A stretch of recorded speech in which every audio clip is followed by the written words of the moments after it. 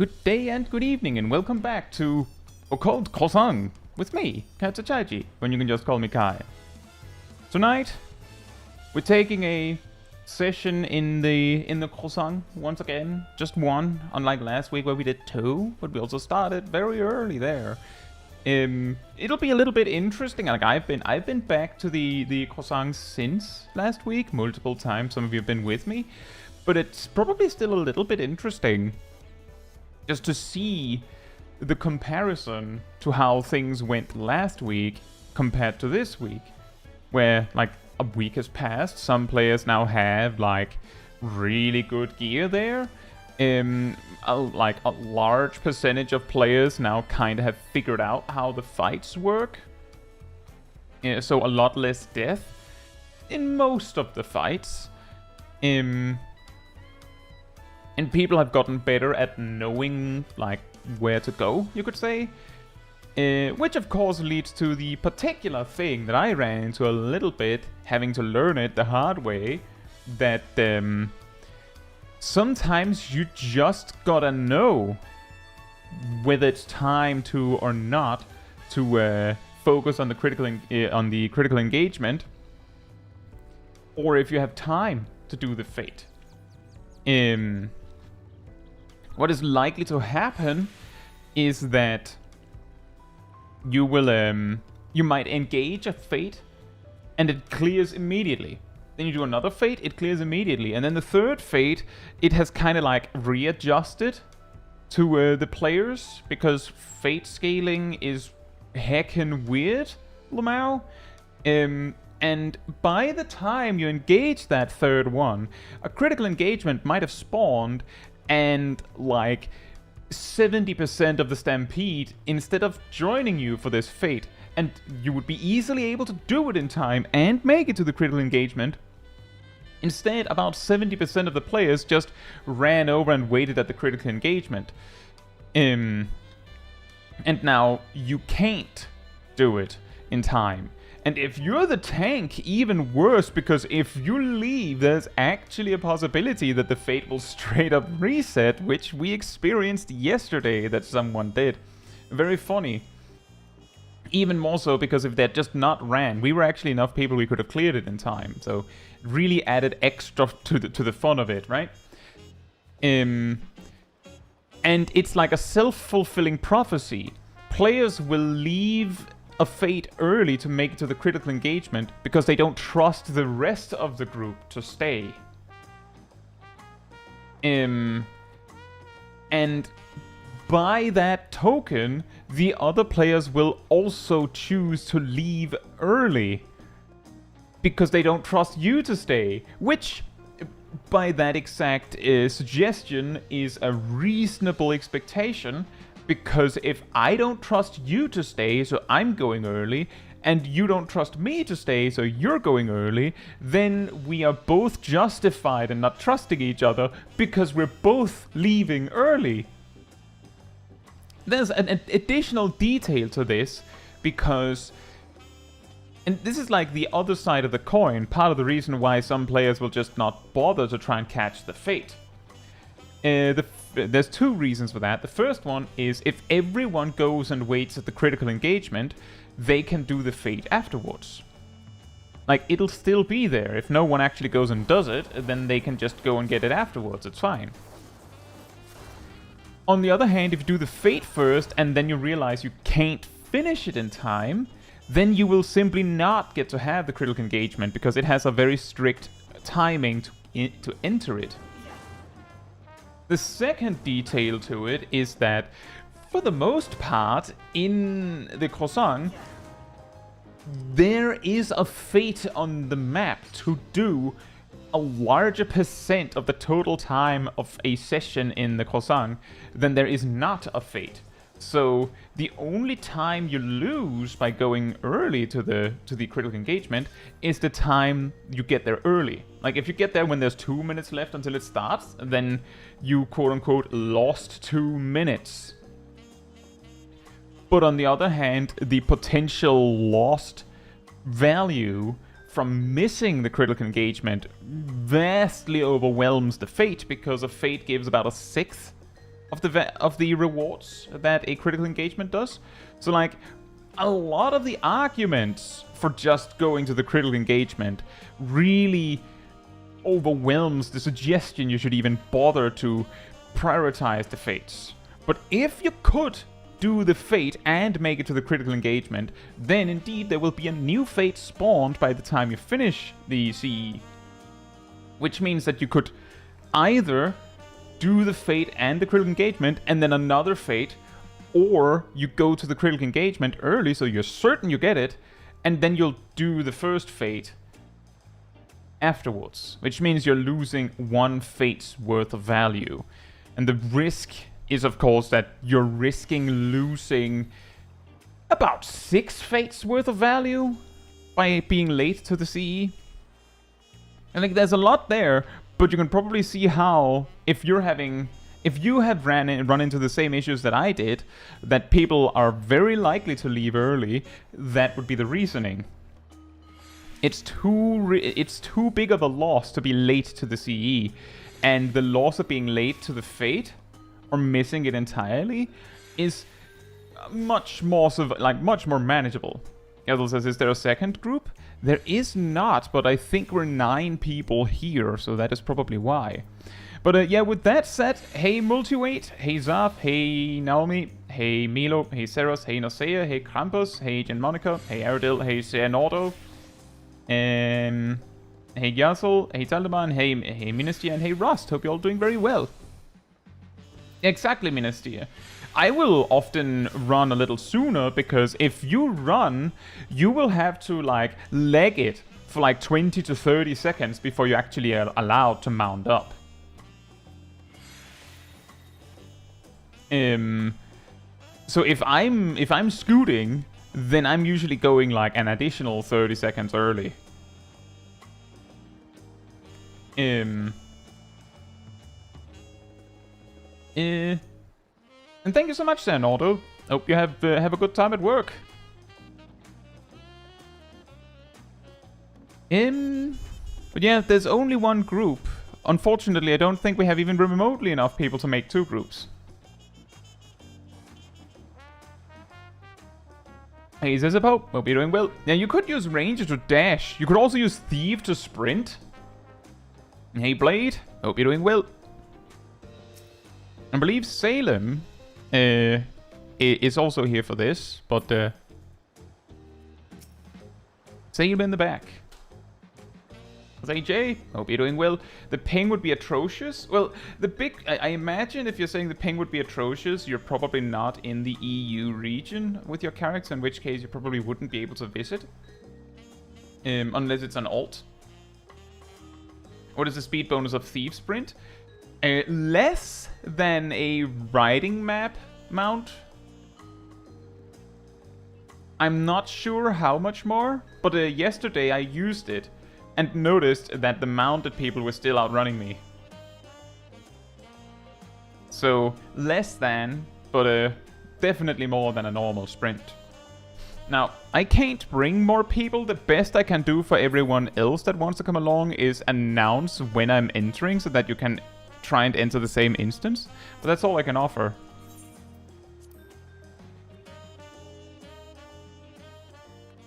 You can keep up with mounted people without maps. Isn't a mount without map actually the same speed as sprint? Or am I remembering that wrong? Oh, that is a very, very relevant, mechanically relevant one, Ardell. Remember to be a good geoman, son, ring the bell. That's really good. Right. Yeah,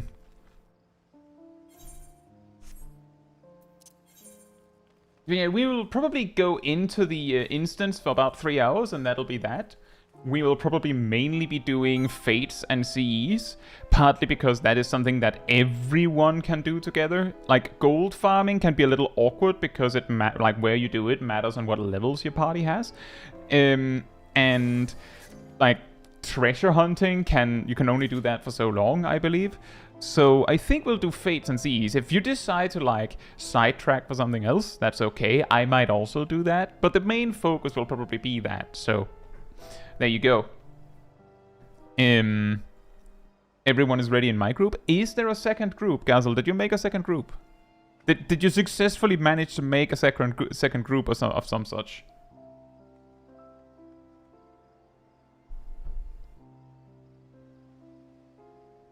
You are ready?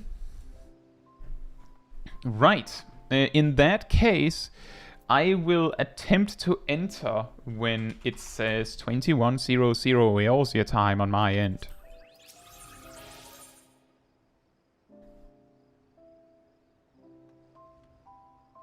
This is the trick we also normally use to try and land in the same frontline match. And it usually works, somewhat. Although we rarely end up on the same team. I basically just bring an assassination squad to hunt me down in particular when I do that. And then I still choose to play Black Mage.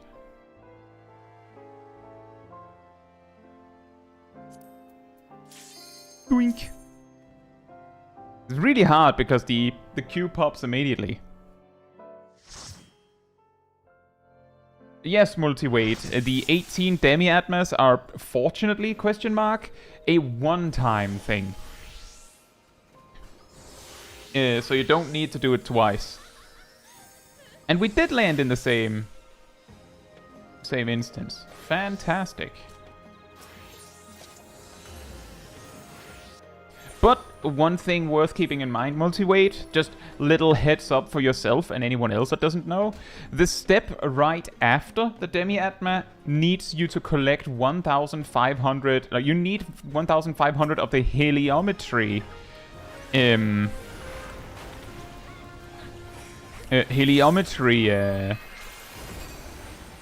tomestones, the farmable ones.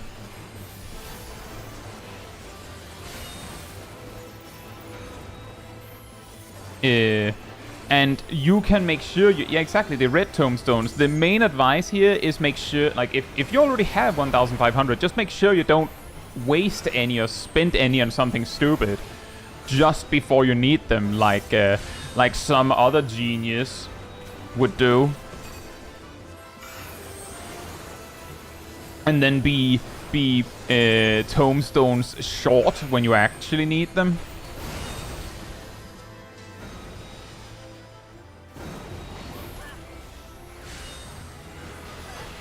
Ow.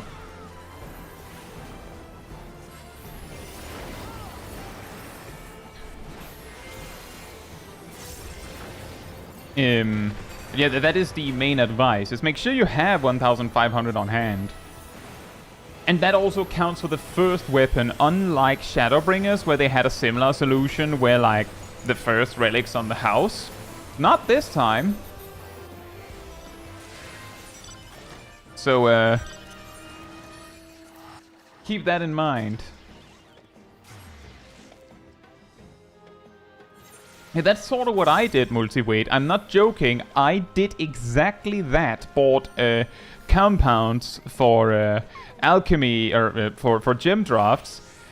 And 2 hours later, I was made aware that, oh, by the way, you're gonna need some heliometry for the relic weapon. I was like, well, like, genuinely, if I had just not done that, then I would probably have 2 relics already, but I only have 1.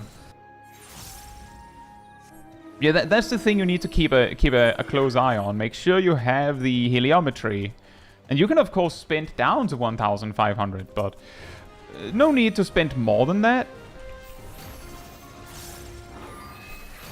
I don't know if steel does anything on a boss like this. I don't think they do.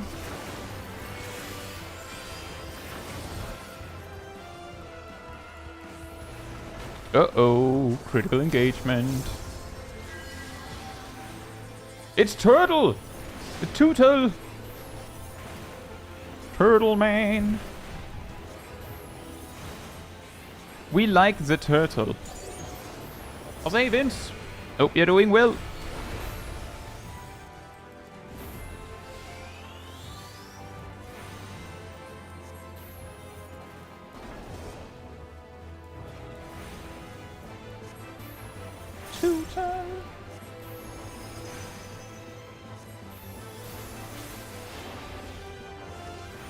Ugh.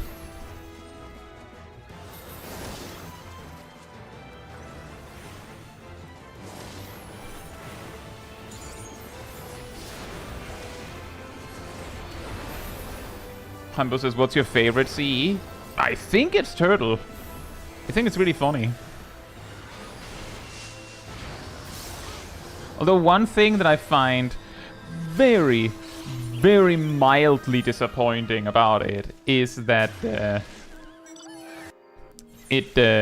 the recommended for you mechanic makes it look like there's some level of agency on your end.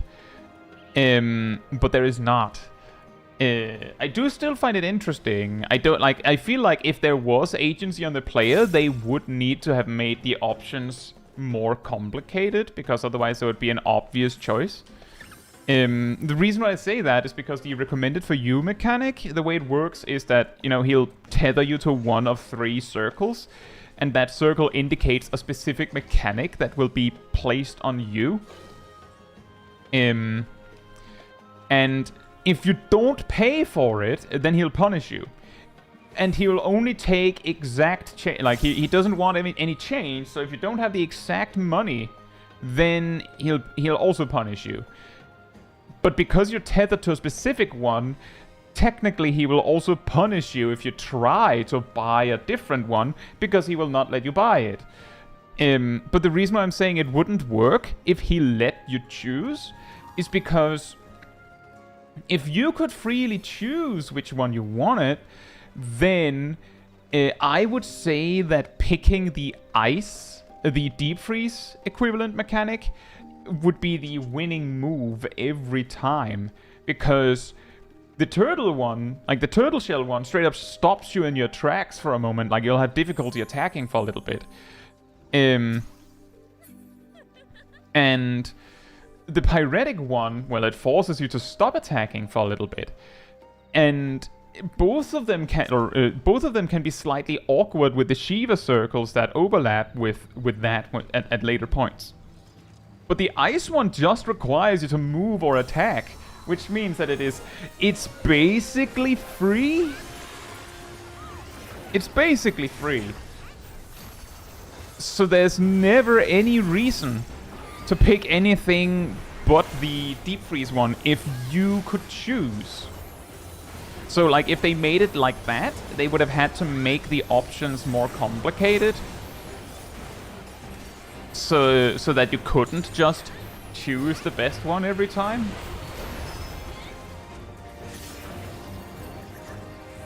Yeah, Zezepo, I had a similar feeling of, I don't get this. And then once I got it, it was a lot more fun. I still think it's a really fun fight, though. And once you understand what the indicators mean, it's also a huge, like, moment. Like, oh, right, it's an ice marker because it's deep freeze. It's a fire marker because it requires you to act like it is a pyretic. Like, mechanics you're likely to already know about. The turtle shell is a little harder, but you can usually look at other players to see what you're supposed to do, so it usually works out. Hey Yannick, hope you're doing well. Something incredible about a thief, Black Mage? I yoink! A thief fighting the money turtle, even. Oh, look, whoops. 7 fire force. Whoops.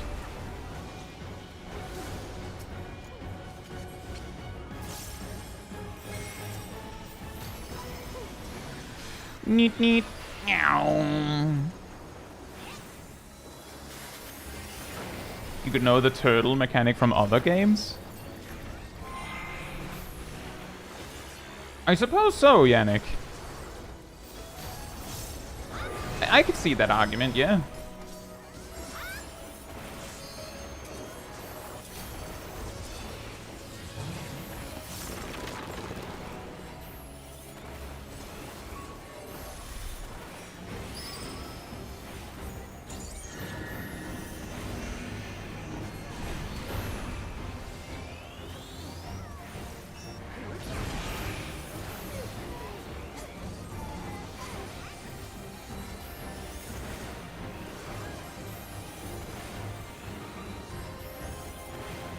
You stopped collecting money? Why is that?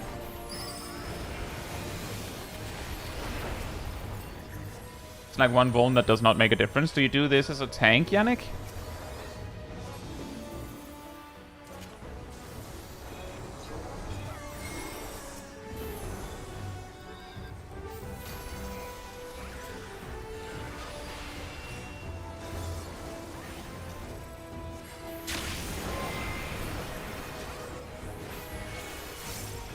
Just does not do damage. That is a fair point. I will say, if you happen to end up collecting more Vuln stacks from anything, it might end up being scary because the boss does have the earthquake thing it does.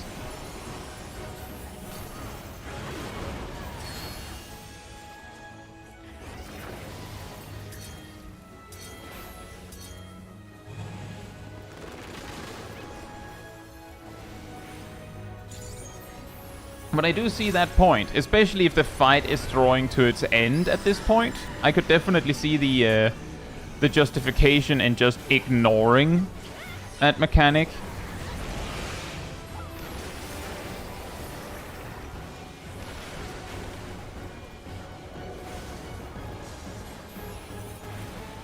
But yeah, I could see that. That would exactly be where it would be a little scary to deal with the mechanic on top of the Shiva circles. I will say that's probably mainly because the single Vuln stack doesn't do anything. Like in particular. Because like right there at the end we did see an earthquake, and if you've goofed up multiple mechanics, so you have like a few Vuln stacks, that could be a problem for a DPS. That's why I was asking about that. But yeah, if you have been playing the fight pretty reliably, then that 1 Vuln stack isn't going to change anything, and the fight should be over shortly, especially now that most players seem to know what they're doing. I say, Caitlin, hope you're doing well.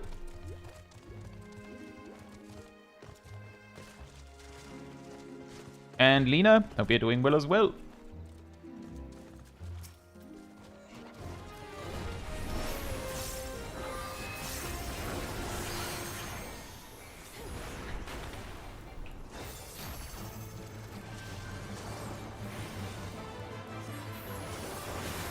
That's spooky.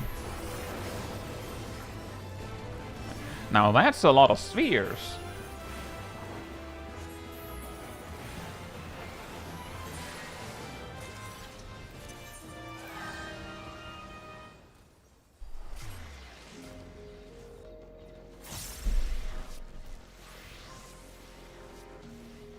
But it is actually, it's pretty funny. Yesterday when I finished leveling Cannoneer, I was thinking, I was leaning between Geomancer, and Thief, and I was like really feeling working on Geomancer next. But then I was thinking, well, actually, Thief is really good to have if you're doing gold farming in groups. So I ended up choosing Thief because it seemed a little more like relevant in that aspect. But I realized later in the evening, or rather later in the night, and also this morning, that I realized with myself that I probably wanted the Geomancer a lot more, because I kept thinking to myself, right, what should I do after I've leveled Geomancer? And I'm like, wait, no, I have to level Thief first. And I kept doing that. Like, ah, right, what should I do after that? No, wait, I don't have I'm not working on Geomancer yet. It's pretty funny. To me, anyway.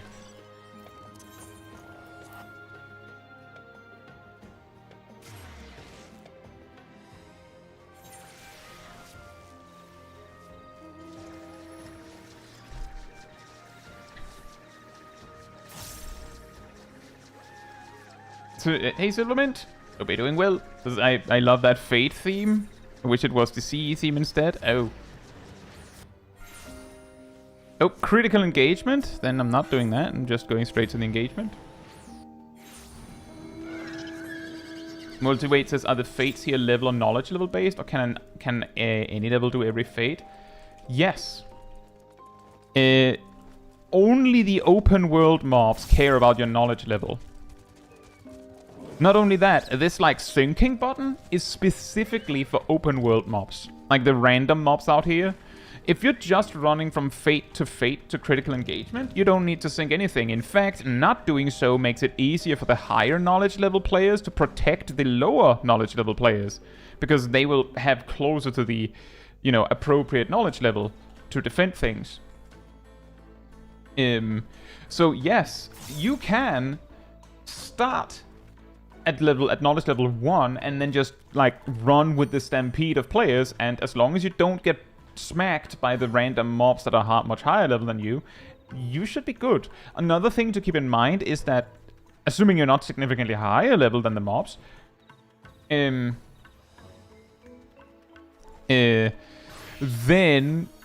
the main thing to worry about for most of the enemies is that most of them are sight-based and like they pull on a reasonably thin cone in front of them. So as long as you like sneak behind enemies, you should be safe most of the time. Consider, you know, if you can, a large curve around them to make sure that you get out of the way. And they're like, if they do aggro or if they turn and then aggro, you're, you know, far enough away that they don't just slap you and you're dead. Like, they have to run to you a bit. That usually helps a lot.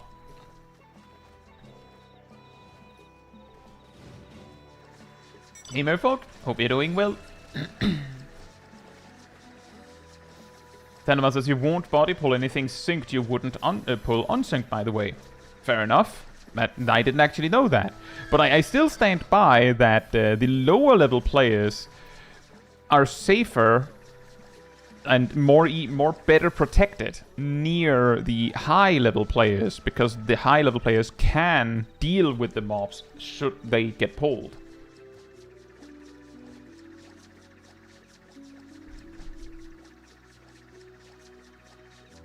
Yeah, I sometimes also just like see a mob like chasing a lower level player or chasing a player inside like an oncoming critical engagement, and I'll use that opportunity to do some damage as a black mage. I'll usually use it to set up my fire starter.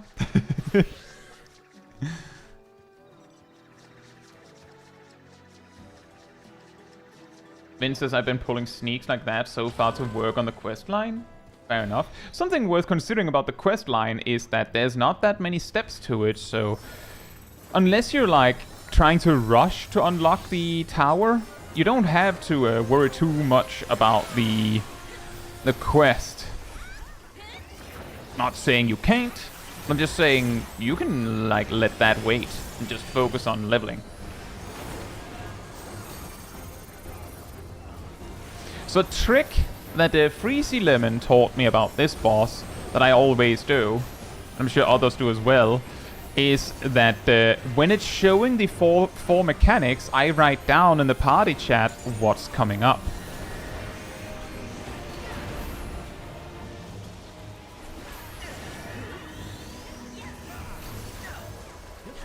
Like so.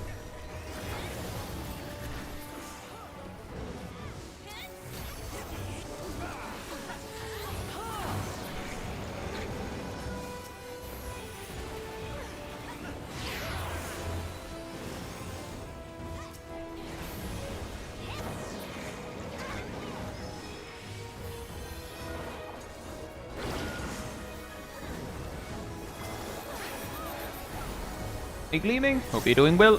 You could do that as well, Yannick. The main reason why I write everything down is because, like, I've gotten goofed by forgetting the order too many times. But now that you mention it, there is a good point that it's 3 different mechanics, right? And the cross, the in, and the knockback. So if you simply know which one's a knockback, the rest requires you to get close. I could see that. Maybe I'll try to work on that instead.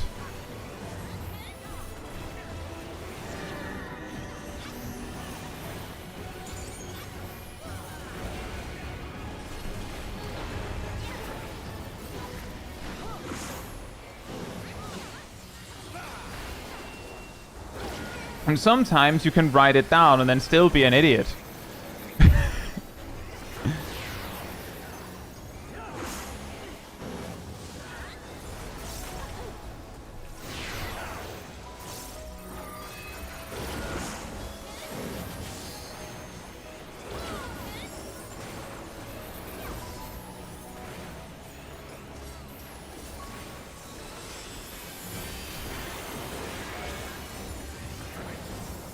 That's the best one, when you're the one writing down the mechanics, but you're also the one getting hit.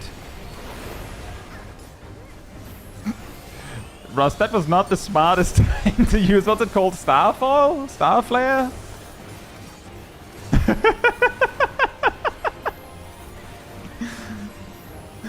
Raid wide incoming. Let me help you with that.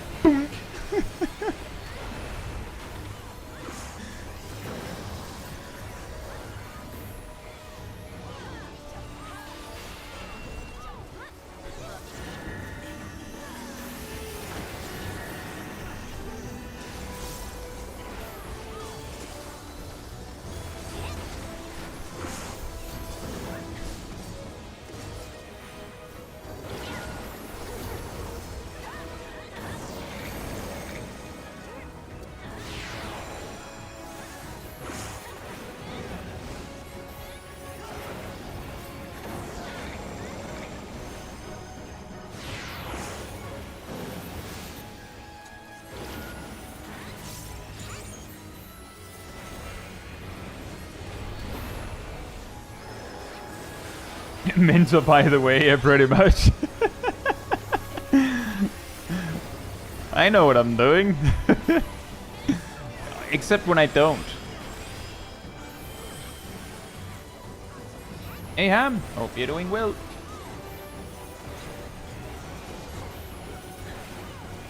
Yeah, exactly, Lena. It's a little bit like how, especially back when I was doing the Small Kai streams of going through the MSQ, it was very frequent that, of course, I would read all the dialogue.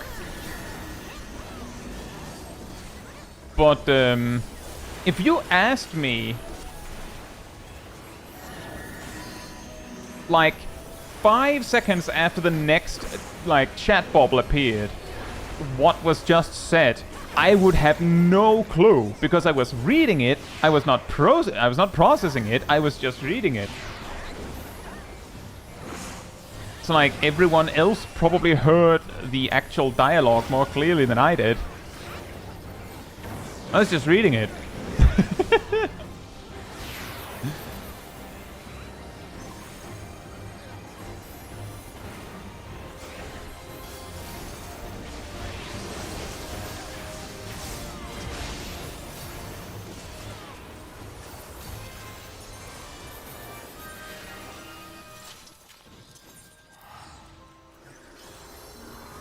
See. Good luck with your run, Yannick. And yeah, I could see that, Vince. I would say definitely that something like Scholar might feel a little nicer to like fight open world. Weirdly, feel nicer to fight open world things with.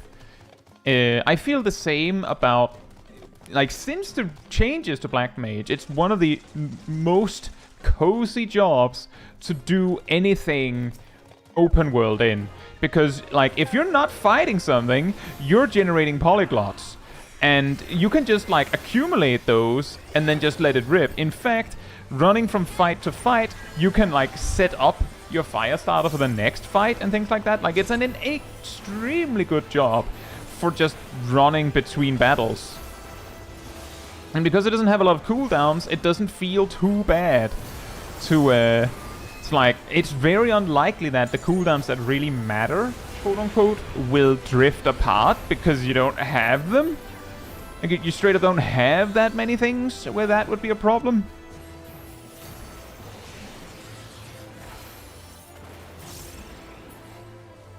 Like, it's not that big of a deal that mana font might drift away from ley lines because they might not be used at the same time anyway, even if they were aligned. Hey Cyanide, hope you're doing well. Why did I give the Malachite to the I needed on the wrong character? Yeah, these are the kinds of reasons why I specifically tended to avoid doing grinds of any kind on Small Kai, because it would have been incredibly frustrating to get something on that character that I happen to also need on my main. Or to re-farm something that I had already gone through the effort of doing on the main.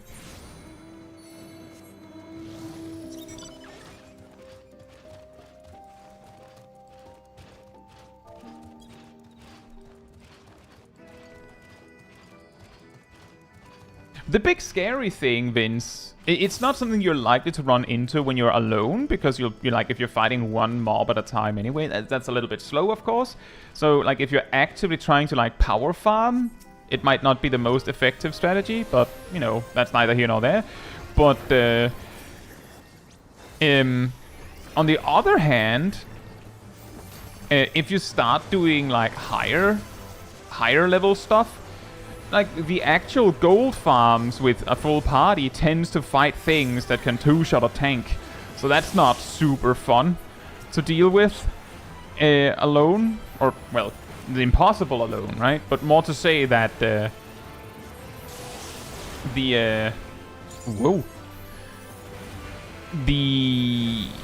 those situations, your fairy will be like a drop in the bucket. Like, just something worth keeping in mind. In case you start fighting something higher level. Like, I don't know if you would.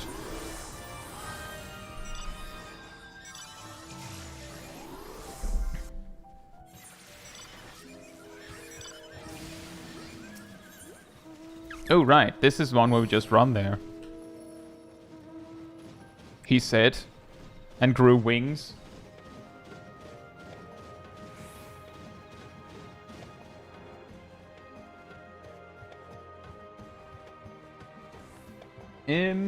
Ailana, hope you're doing well.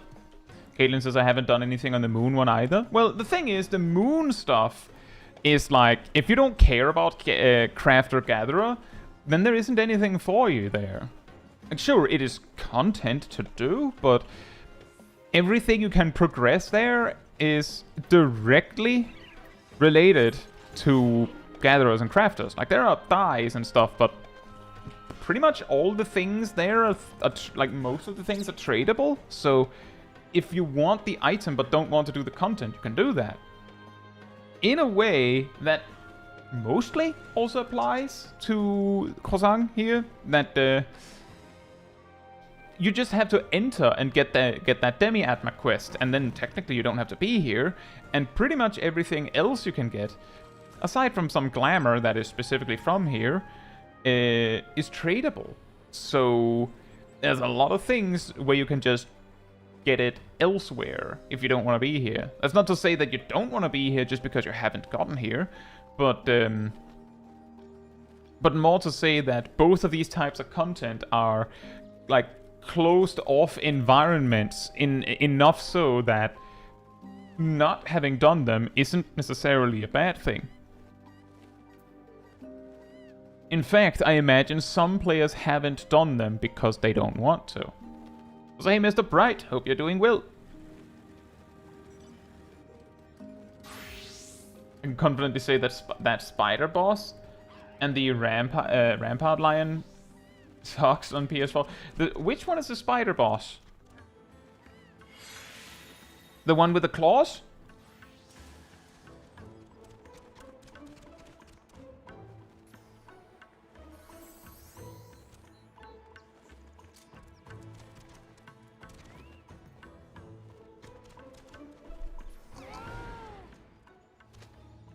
Ross says I found Moon an easy way to level them.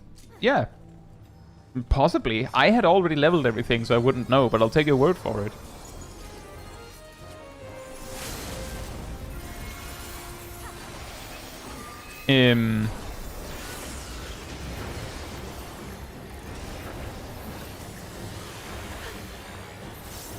Like, my personal participation on the Moon recently has been basically every day I'll visit exactly to do there's the stellar progression. There's a daily there that gives you a reasonable amount of currency.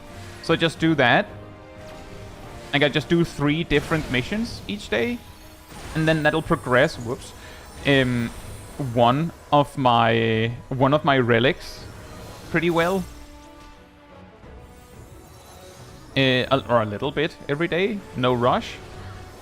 And then I use that currency to buy neon pink dye, and then I'll spin on the wheel of Scamming Way, and then be like, oh, not this time either, huh?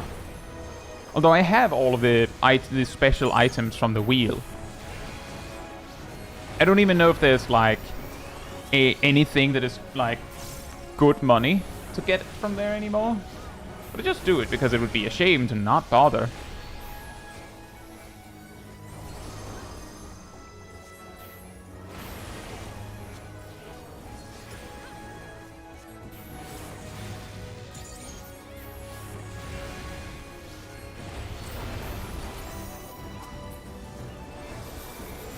Oh, that sucks, Mr. Bright. Yeah, I have heard, I believe Milo also had huge trouble with this whole zone on day one. I don't know if it's still as bad. But Milo had massive issues on PS4's level as well, where like a lot of the time, like they wouldn't be able to make it to a critical engagement before it was like already underway and things like that.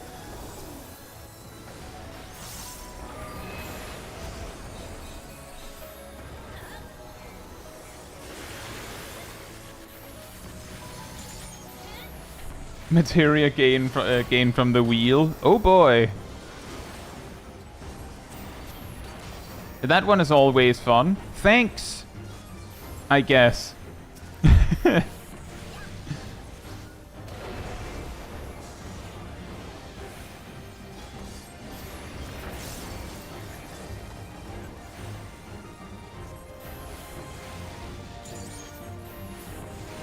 You might be right about that, Vince, that Firmament might be better for the low levels. Again, it's still like an addition of like an alternative farming path, like leveling path. It's like, that's still something.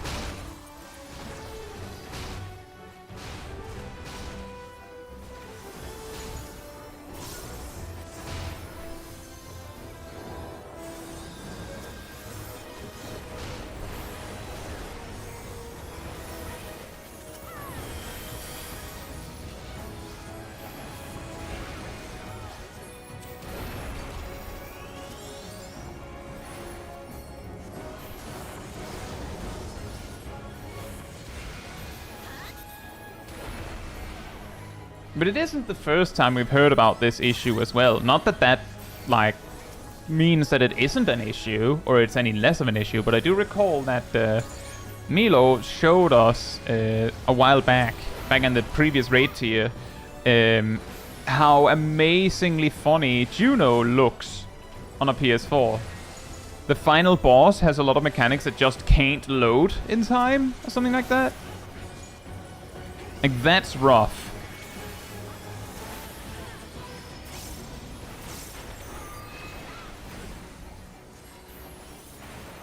Hey, Melissa. Hope you're doing well. Oh boy. Yeah.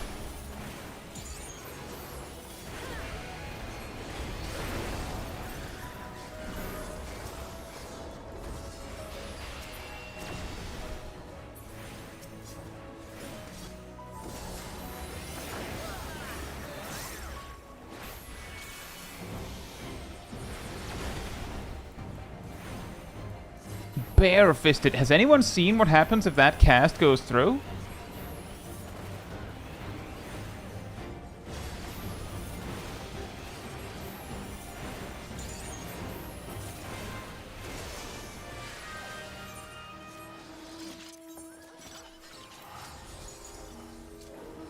No, but you can tell. Death? Yeah, it's probably death.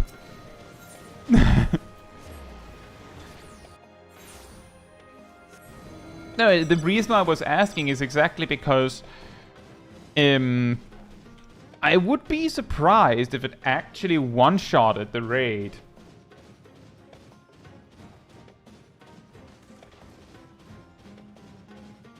Like, specifically that seems like a little much for such a battle.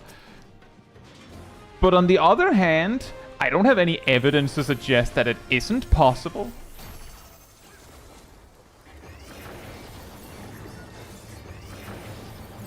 If you fail to seal up the big boy for Calamity, he just one-shots you, apparently. Oh. Ow. Well, that would answer my question. Because if he's allowed to one-shot you, then Mr. Sent Dudes would also do that. Like if you mess up the enrage mechanic, then you die.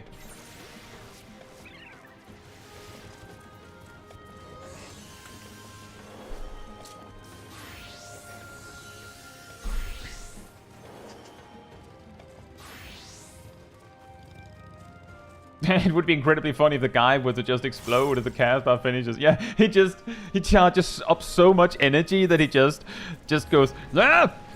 And it just pops. And the only reason why you're actually trying to stop him is because, well, you're trying to finish the duty faster. That's the real motivation here.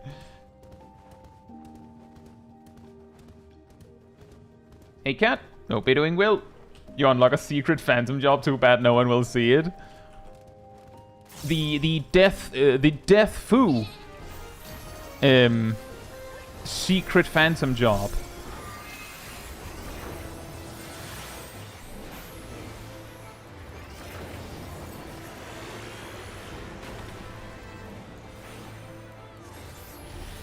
The larger man phantom job.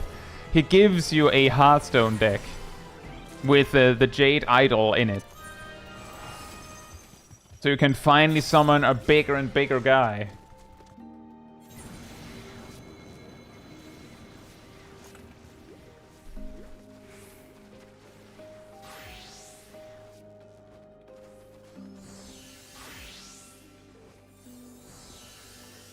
So you can only summon them on day 9. Exactly, Nazea. Exactly. Good luck, Tandemar. Knock him dead. The bosses, specifically. It's earn time.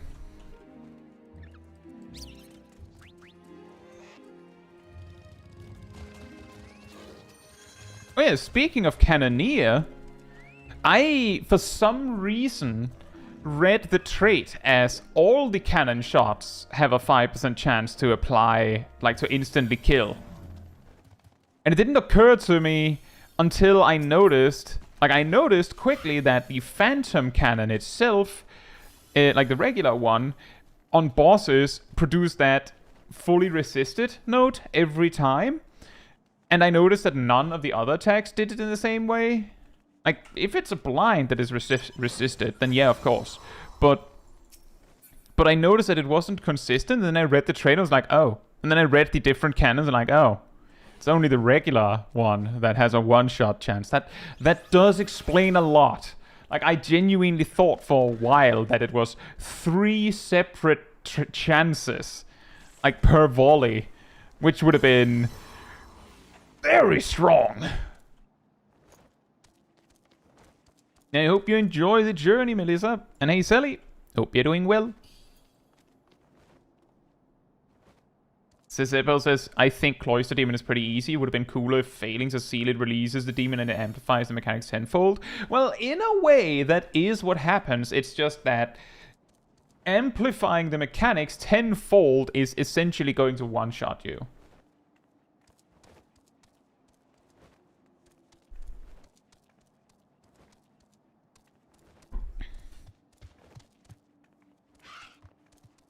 This boss is going to be so fun, guys. I know Ham loves it.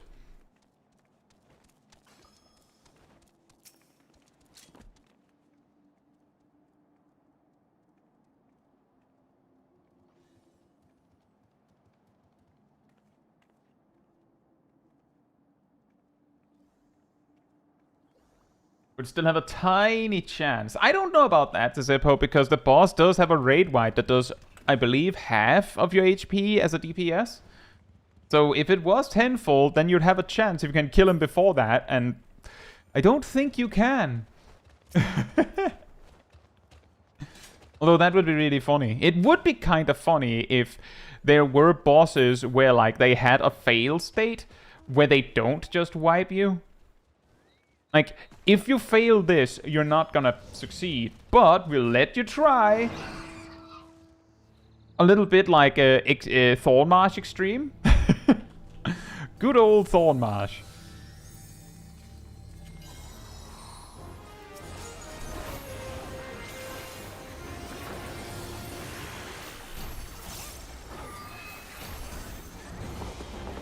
Yeah, like a lot of ultimates have this, where like you can mess up, do a mechanic wrong, and then the punishment is, well, there's no way for you to actually beat the fight, but hey, knock yourself out.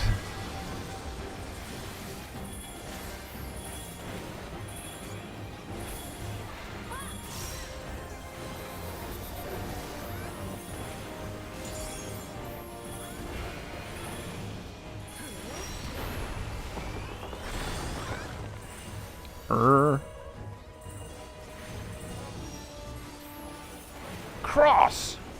Oh boy.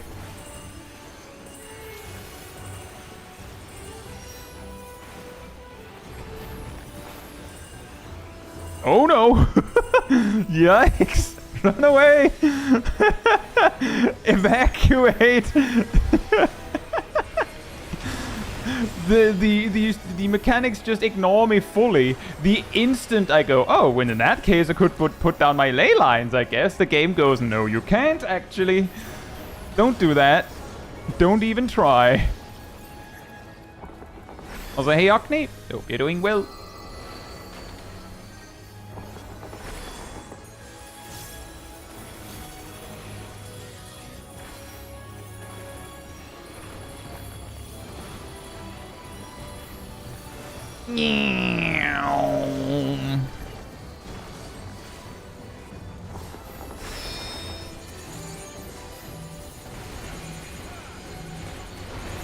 Yeah, cross-centered on the ley lines, not the statue. Yeah, it's just like I put my ley lines next to the statue, and it just like they just detach from the line.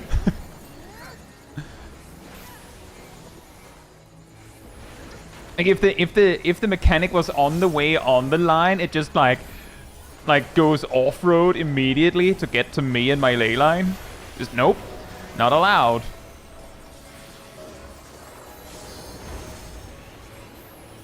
The life of Black Mage.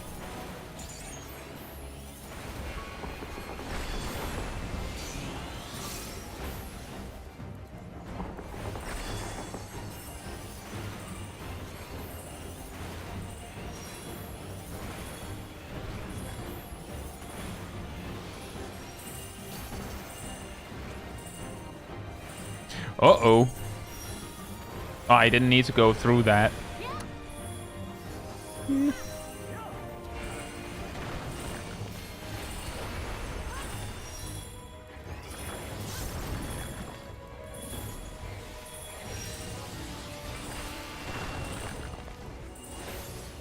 I wasn't sure if the crosses were thick enough that would actually hit me.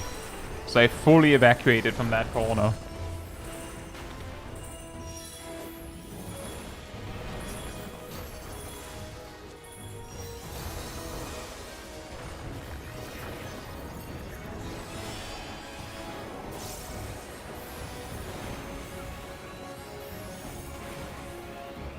Big barriers, I guess?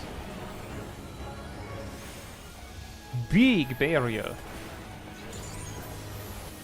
This boss seems a lot easier on ranged. Yeah, actually. I suppose.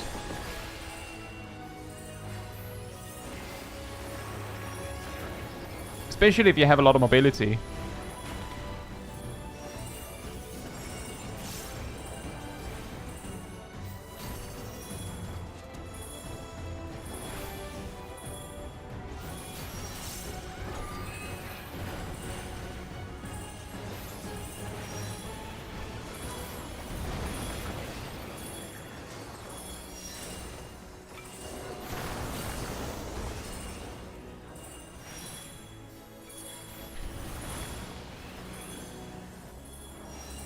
Speaking of a lot of mobility.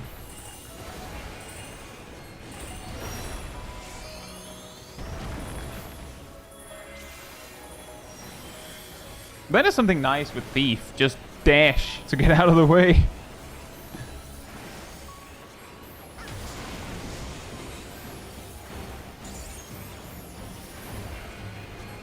Because that's something sometimes what I run into, that I realize where I had to go too late. And then, like, even though I could try and run, I won't make it. Like what just gave me 1 bone stack. But then again, having an option doesn't mean that you know to use it.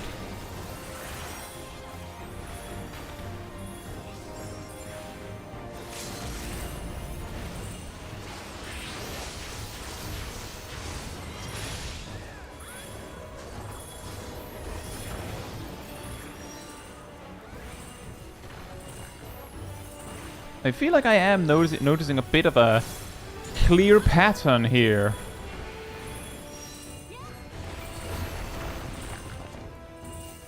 Which does make it a lot easier. Vigilance!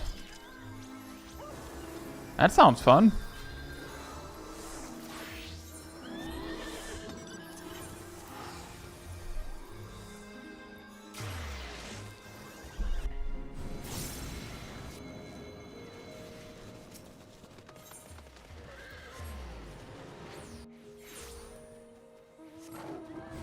Yeah, I could see that, Vince. That's also like what, like yesterday, I did like a session here as White Mage. And I definitely had to worry a bit more about mechanics in a different way. Oh, I forgot to do that. This is basically going to be the rest of this stream. Me repeatedly going, oh right, vigilance. Hey, Freezy Lemon, hope you're doing well.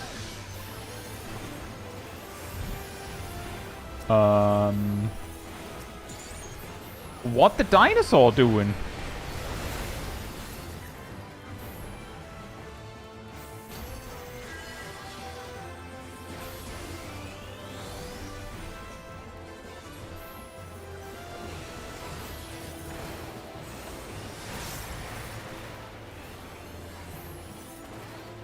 Sit with the 4 vulns? Well, I mean...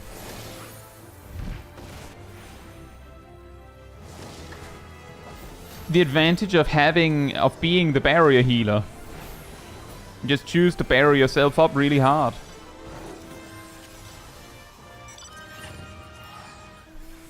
A 25-minute Holminster switch. What happened?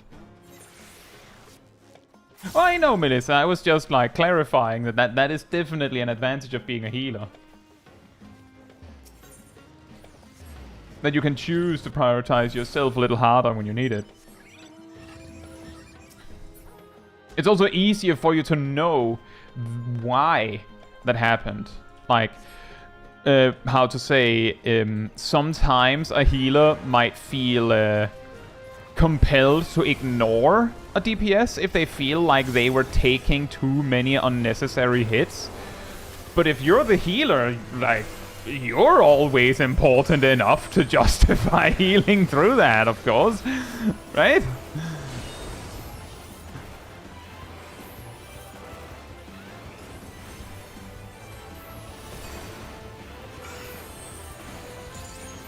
And I'm not saying that as if it's some sort of unfair thing. It's genuinely like, it's your MP. You're the healer. Like that is the privilege of being the healer. That in those moments where your resources might be scarce, you get to choose that you're important.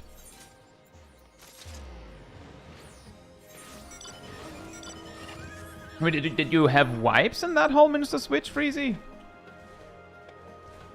Not sure not 100% sure what happened. The tank only pulled single packs, but also didn't seem like they attacked a lot. I sometimes pulled aggro from the tank 20 seconds after the group was pulled. Yeah, that would explain it.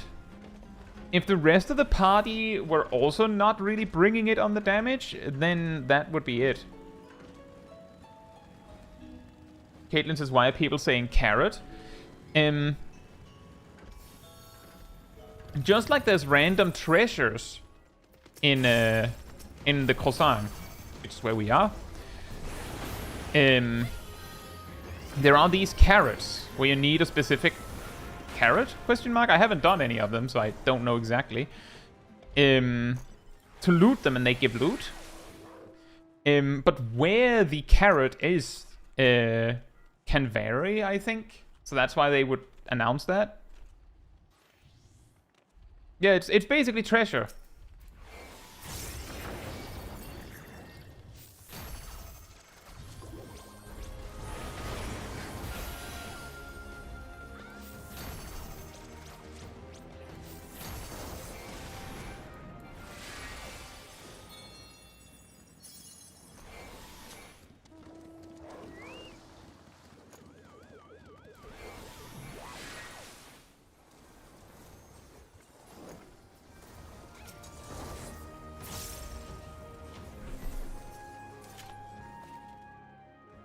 So Toro says it's also gold chest guaranteed. Well, there you go. Mr. Bright says tank privilege is sitting with 11 Vuln stacks in the Croissant. I had an especially bad 500 kilobyte upload speed and the other fellow just didn't know the fight. Yeah, I think... Yeah, I believe... Yeah, yesterday when we went, I believe Ham was... so Ham was going with Berserker and specifically instructed us healers to not heal him. So we didn't. And still, he went out of his way to get like 10 plus Vuln stacks at times to make sure HP was low, to make use of the Berserker actions that scale with damage taken and such. It's pretty funny.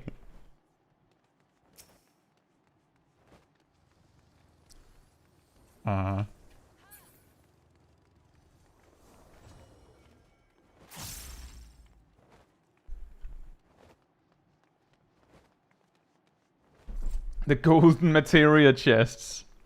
I didn't go out of my way to get Vuln stacks, I just didn't avoid irrelevant AoEs. What qualifies as an irrelevant AoE?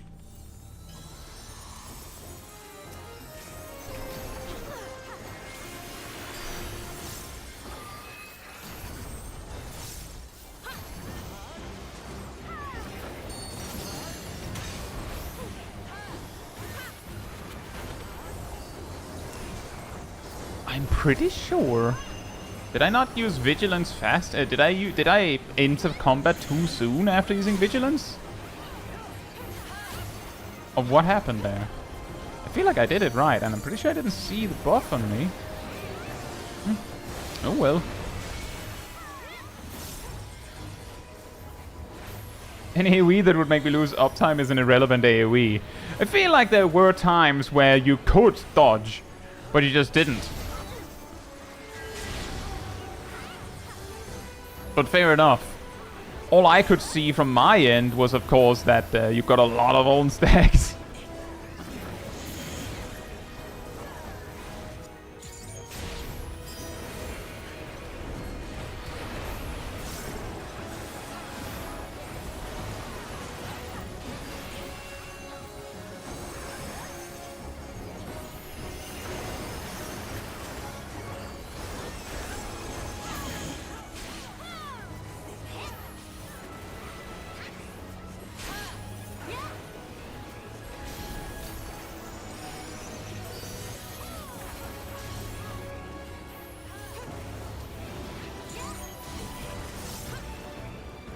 Vigilance doesn't work on critical engagements? Oh. Well, I guess on the one hand that removes a concern on my end. On the other hand, that's boring. McCrit. Hello? I wanted a crit buff. And I feel like I've been told that steel doesn't work on these either. So that, like, there's a lot of things here where it's just... Thief doesn't work.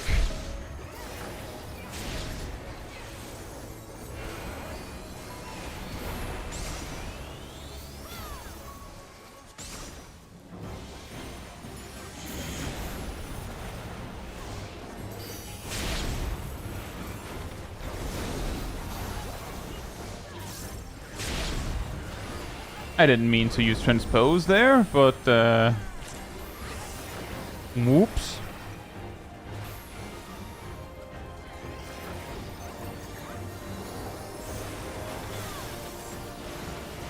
I don't actually know, Freezy, but you would be able to test that by switching to a different piece. So I can test this after this fight if I remember.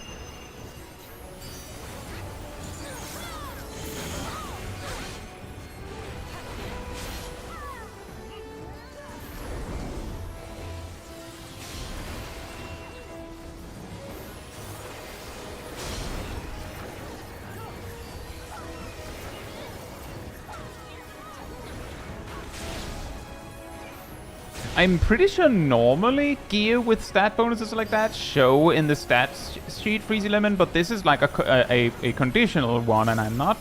Like, I believe there is a Realm Reborn stuff with conditional things like that as well, so it should show, but... I would say I don't want to say anything without checking.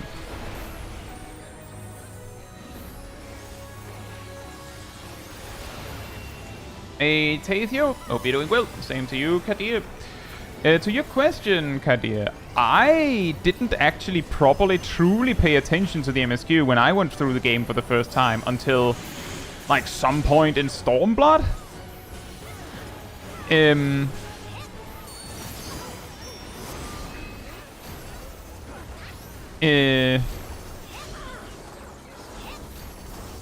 I didn't really, truly pay attention until, like, Shadowbringers when I came back to the game after a break. So if you don't enjoy the story, then like if you're enjoying the gameplay, then focus on that and make the most of your time. A lot of players tend to get a little too focused on what they believe is the best way to play the game.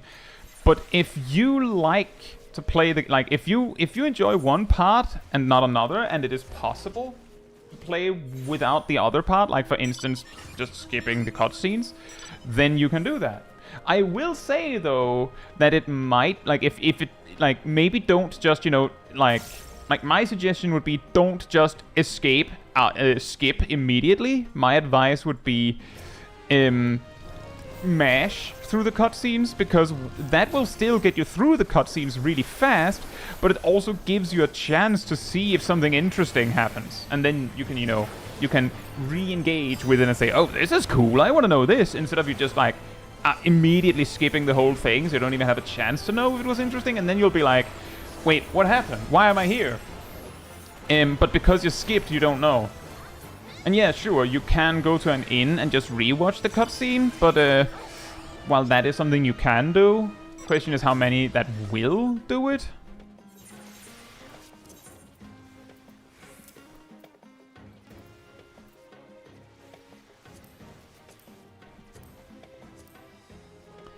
To your question, Freezy, yes, the intelligence from the stat bonuses are included, or in the in the Occult Crescent effects are included. I lost 42 intelligence when I switched, and why 42, why not 40, is because I had party bonus. Yeah, exactly, Neo. 3 years later. Wait, is he dead? Or he's dead? Zantos, my friend did that with the pre-Vanguard cutscene. Wow, yeah, that's a pretty big jump. Like, the pre-Vanguard cutscene on my end was, like, I'm pretty sure that I genuinely said on stream, I wonder if something is gonna happen soon, or something like, is something gonna happen soon? And then, like, the sky darkened right then. Like, almost like the game going, you rang?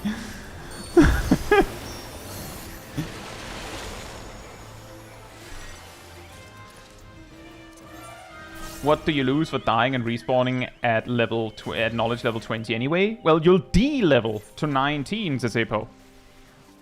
You'll D-level to 19 and then have to level back up.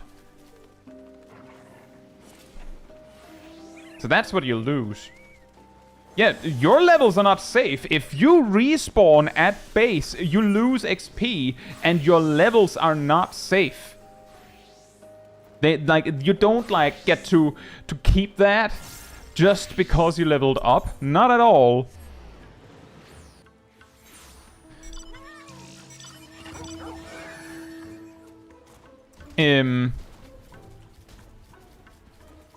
So, yeah, if you can, never respawn in base when you die. Try to convince someone to come and rescue you.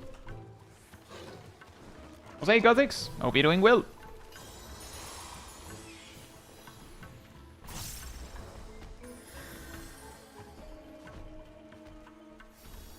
And yeah, it's also true, Gothics. I would say it can be a little confusing if you only check in for the voiced cutscenes. Like, it's like, I don't know what happened before or after this.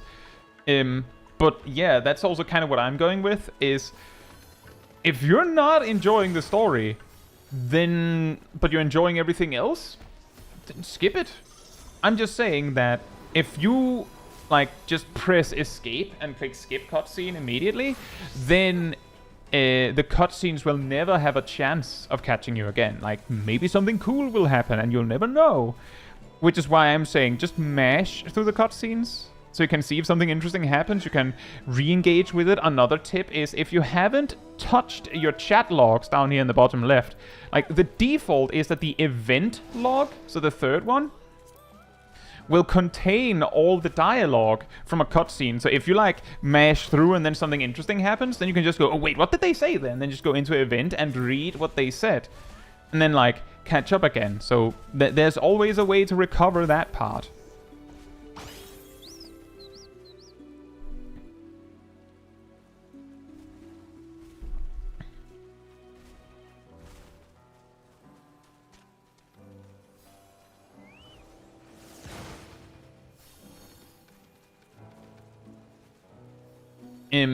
No, I believe back in Eureka, not only did you lose, like, XP for respawning in base, you lost XP and potentially levels just from dying. Like, the moment you died, you had already lost stuff.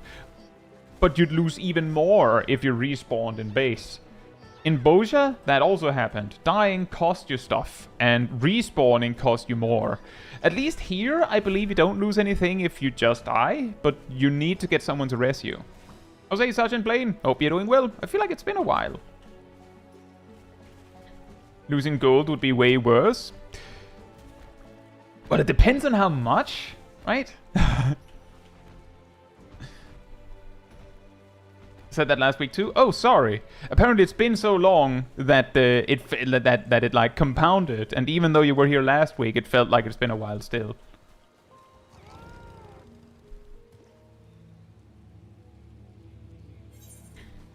If you attempt the tower and wipe, you end up level 19. There you go, Lena. Thank you.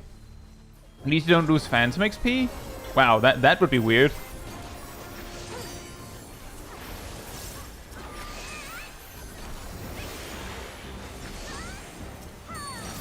Hey Perrin, hope you're doing well. And yep, back on the grind.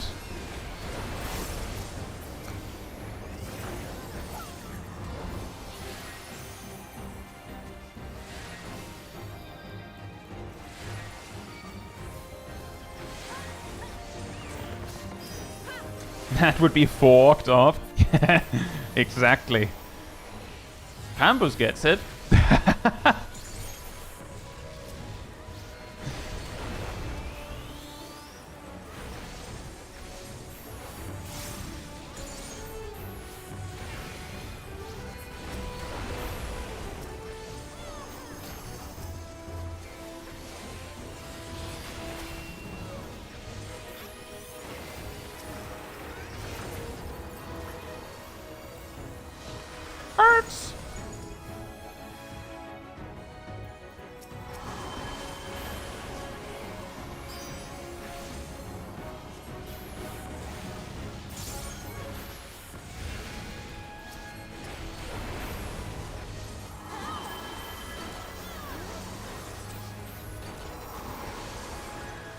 How is Infinite Fire Phase?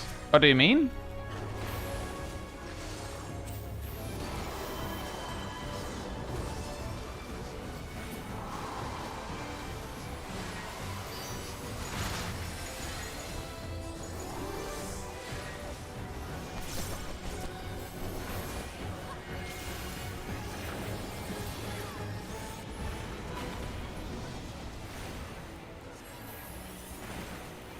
How's he doing? Hope you're doing well.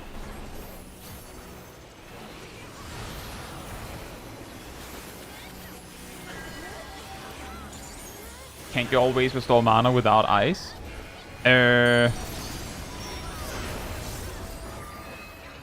With the correct Phantom job, yes, you can. But let's just say that it costs skill to do that, if I recall correctly. Like, it's an action that has an extremely short cooldown, but it requires an item to do. So doing that is going to be really expensive. And I don't even have that Phantom job unlocked. Hey Nox and Nicholas, hope you're doing well. Silver or gold coins? I believe the item is tradable, Nicholas, which is why people have determined that it has an actual monetary value.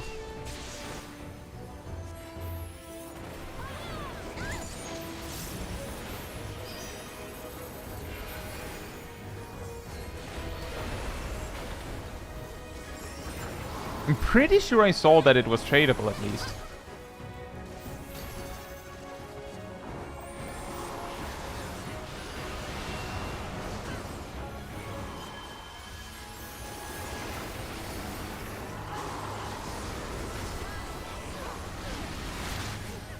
Yeah, also that, Nicholas, if it says in the tooltip that its shop price is 10k, then some NPC is selling it for 10k.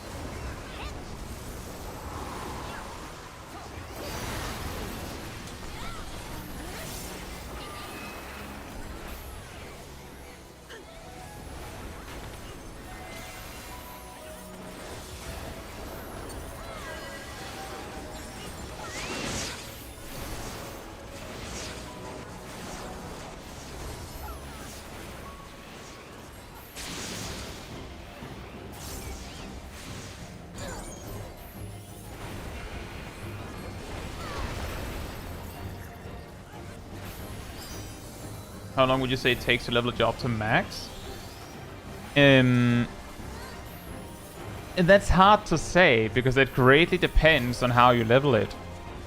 I would also say, Kadi, if you're still in the MSQ, then you don't have access to any content that is level 100, so it would be pretty difficult to, like, properly experience it without having done the MSQ finished.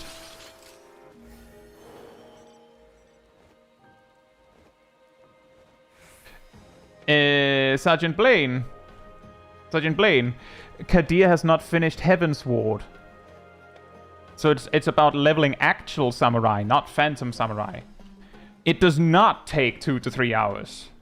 Even if you paid for the level skip to hit level 90, it would take over 3 hours to level a job to max, like the rest of the way. It is hard to say, Kadir. I do have leveling guides on the channel that you can look for. But if you haven't completed the MSQ, then there isn't that much to be gained from power leveling to 100. And many of the things that would help you level faster, you would unlock as you do the MSQ. So it's better to just focus on that. And let it, like, gradually unlock as you play the game.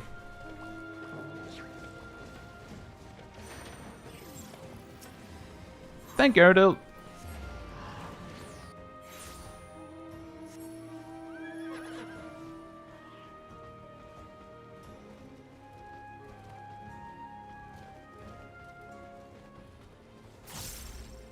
Yeah, that's true. If you had max level, you would be able to, like, do certain duties unsynced to quickly push through. But that's... I would say personally that doesn't sound like fun. 12 hours to do 90 to 100? Yeah, that sounds pretty believable to me. That sounds at least possible, yeah. But that's exactly with tank, because then you can skip queues for the most part.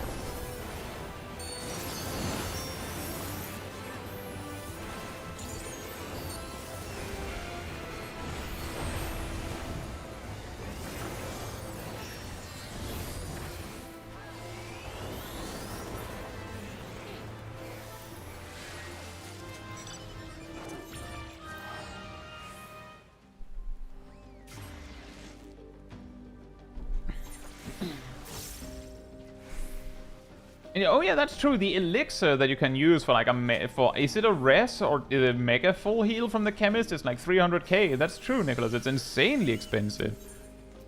So if you need chemists for the forked tower, then you basically just like you put together your team and go, okay, who has money?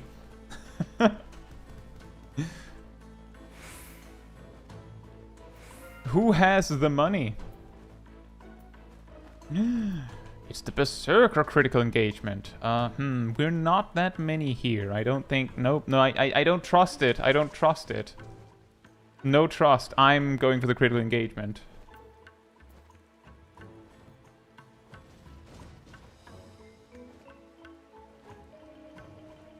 Kadir says, what is Phantom Samurai?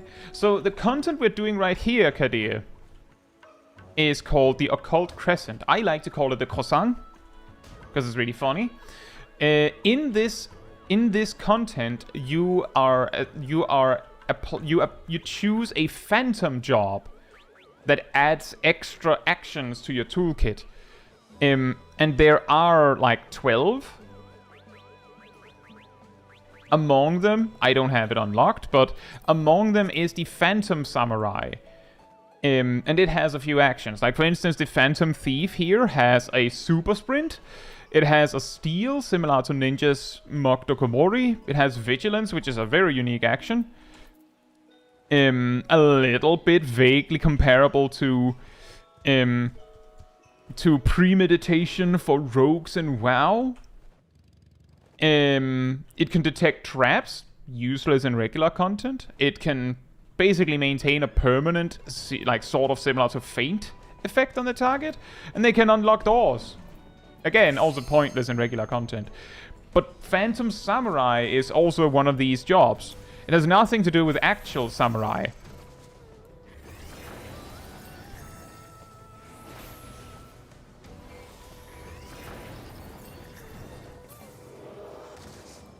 Ishak, hope you're doing well.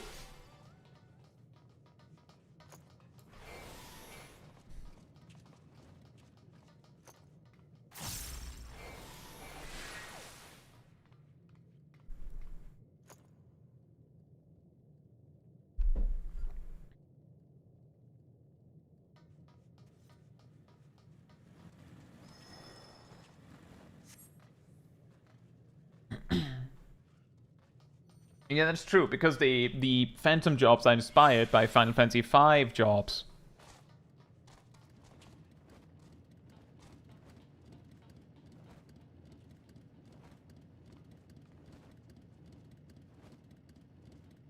So this is last night what Progging M6 says. I used ley lines right as Sticky Moose went out.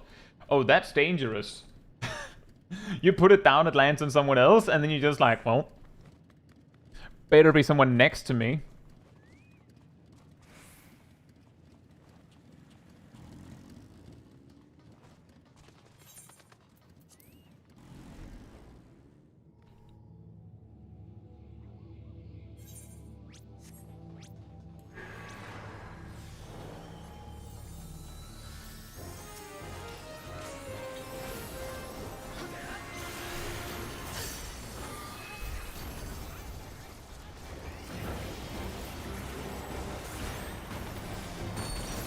Boom.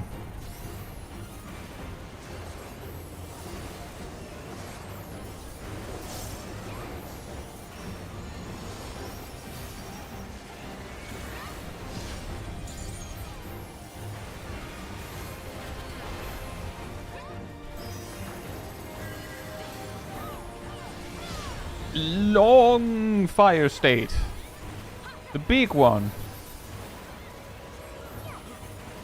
But when you have double ley lines...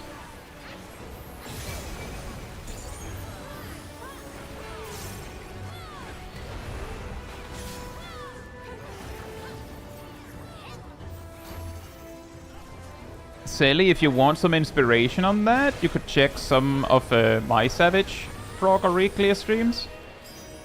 I can tell you that the way I deal with ley lines during the desert phase is I don't use ley lines during the desert phase. I use 2 before, and then I just don't use ley lines for the whole desert phase because I can just stockpile them for 4 minutes.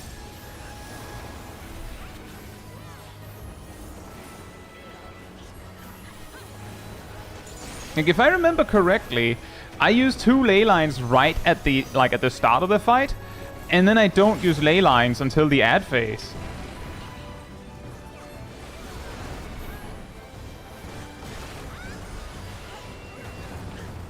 And that is an option that Black Mage has. That might not be optimal, like you are technically losing out on like a ley line with bursts, but it is something you could do if you're having trouble finding a place to put it. Like, just because there is a raid buff window doesn't mean that you can do anything with it. At New Mage, when you combine Phantom Thief with a Black Mage, it becomes a Zoomy Mage.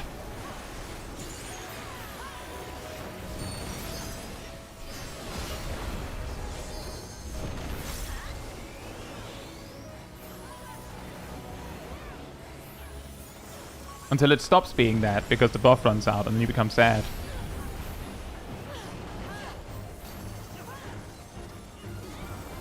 I think my favorite Sergeant Blaine is Turtle. Tootle. Funny Tootle.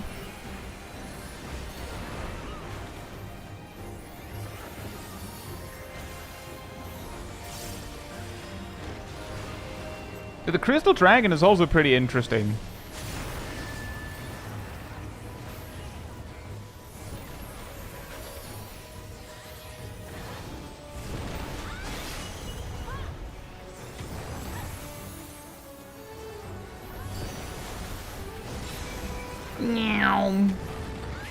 Blech.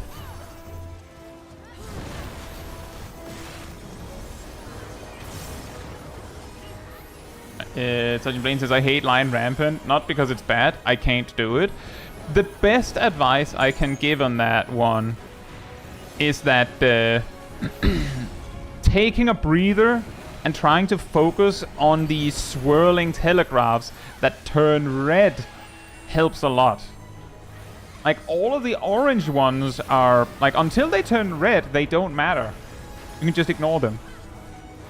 Now, that's very easy to say. They do, like, take up a lot of, like, vision real estate. So it might be difficult to see what you need to see anyway. But, like, a lot of the time, I feel like what gets me hit on that fight is getting too caught up in trying to, like, predict where they're going before they go. And then I just end up getting hit instead.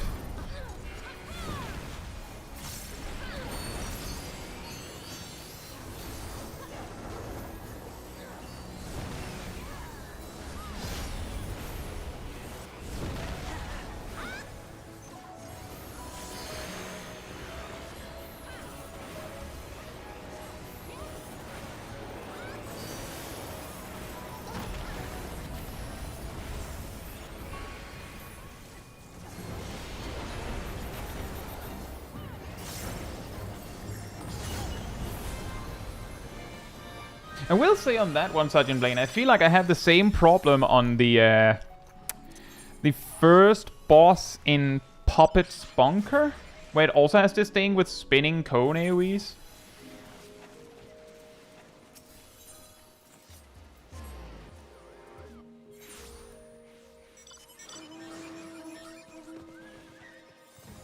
Neo Garula is the new Red Comet. That or Urn. That or Urn, I feel like. Although Urn has become a lot more consistent once people started figuring out how it works.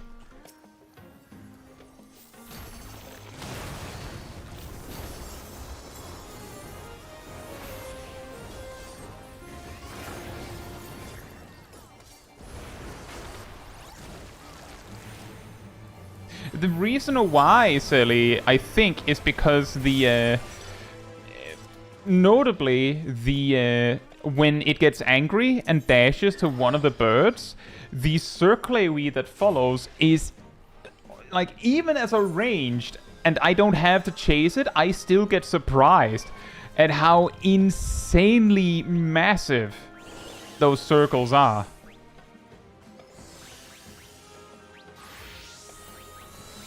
And then sometimes get hit. And then there's also the cones that go on top of it. It's not that hard. It's just that it's exactly big enough that it's very easy to underestimate it.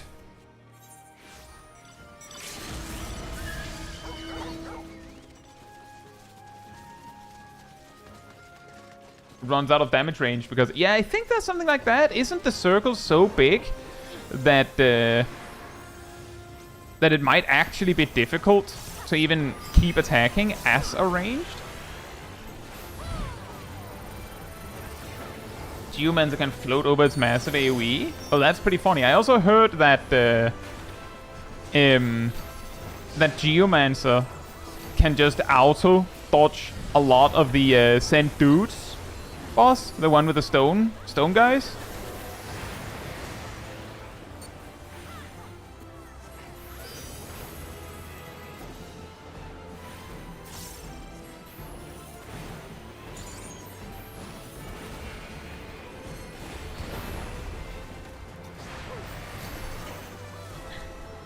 But that is funny.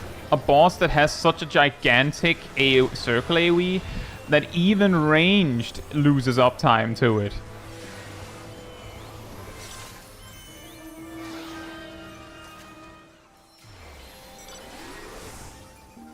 Well, that's the thing, Sally. On my end, I usually like step away to be safe, but it's still so big that I get surprised. Like, even though I can just step away, I still get surprised by how insanely huge that circle is.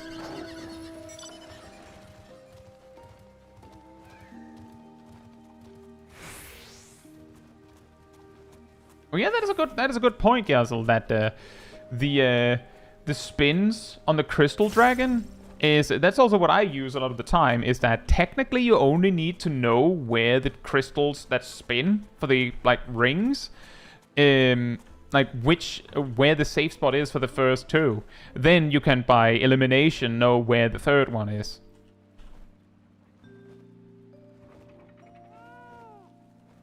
Samurai also gives physical invuln for a few seconds. Well, it doesn't give it for a few seconds. I'm pretty sure it gives it for a few seconds for one hit exactly. So if you know what thing you want to block...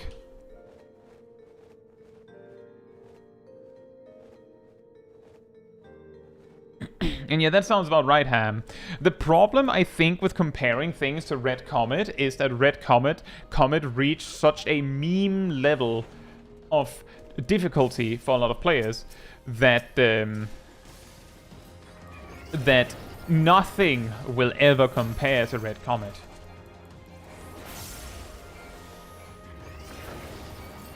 Which exactly has this effect of, really, like, it doesn't matter which boss I set. Someone would probably have said, really? That one? Comparable to Red Comet? Are you sure? But Red Comet is not that bad either. It's just difficult in exactly the worst way. Ow.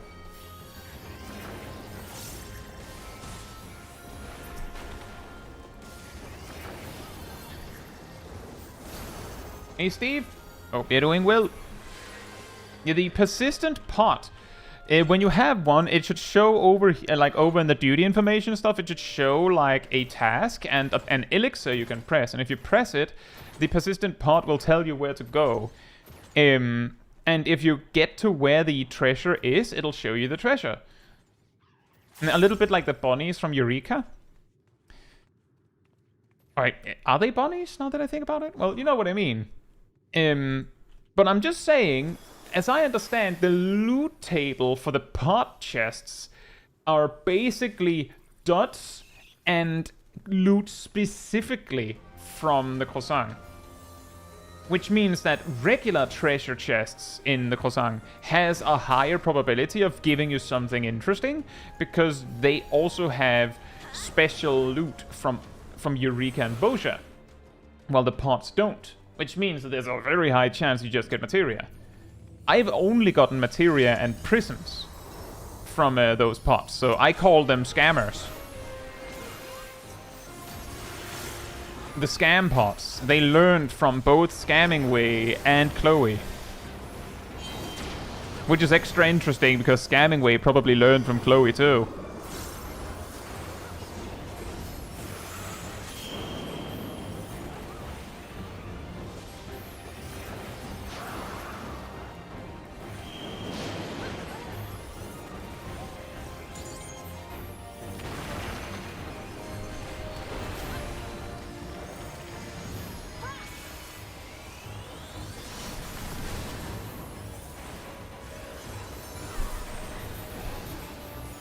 Chloe Way.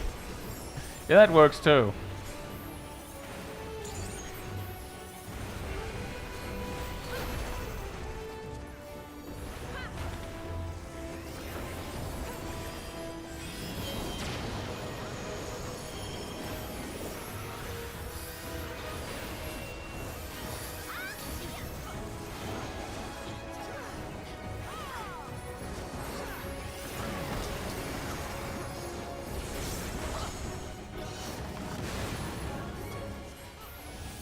Scamming his my ninja way.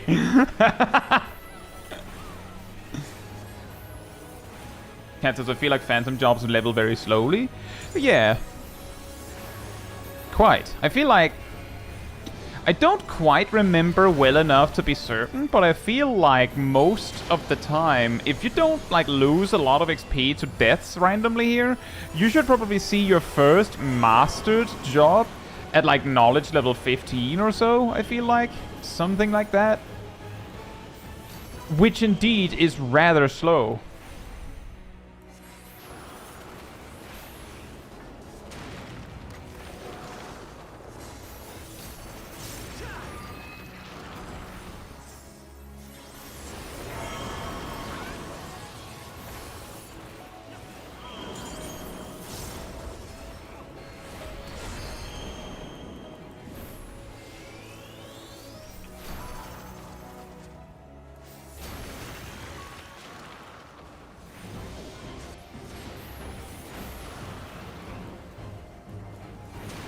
I don't know what to tell you, Nox. It's the Grenisel. I hope at the very least you have some luck with your grind, Nox.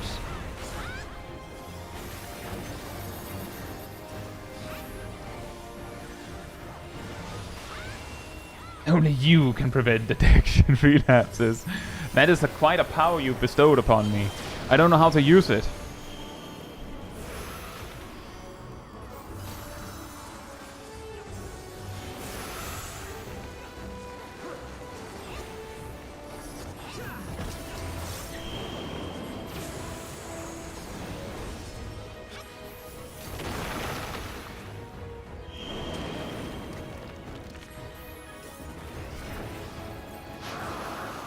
The thief black mage standing right in the bad zone with a lot of other people, and then you just see the thief just yeet themselves out of there. Like, of course the thief was standing in the bad. They have super sprint. And it's a black mage, so if that wouldn't work, they have manipulation. If they have a party member on the other side of the arena, then you can't trust them. They'll just jump. They'll just be like, bye.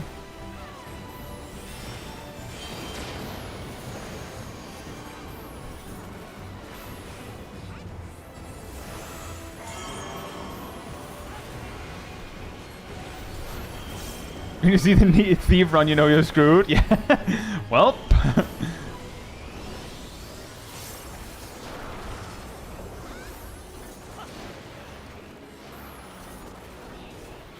You know that they knew that they weren't supposed to be there, but they had an out.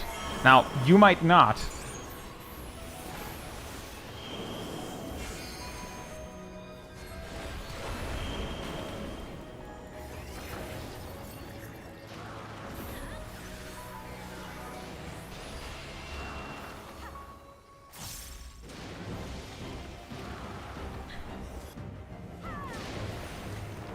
You always have an out. Just tank the float. If dying doesn't count as a failure, then yeah, that is technically an out. That is a way.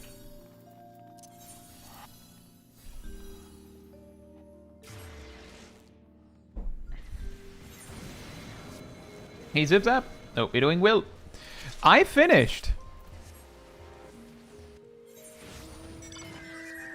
I have a relic right here. It didn't look super awesome to me, so I'm just using the AR relic still. Huh.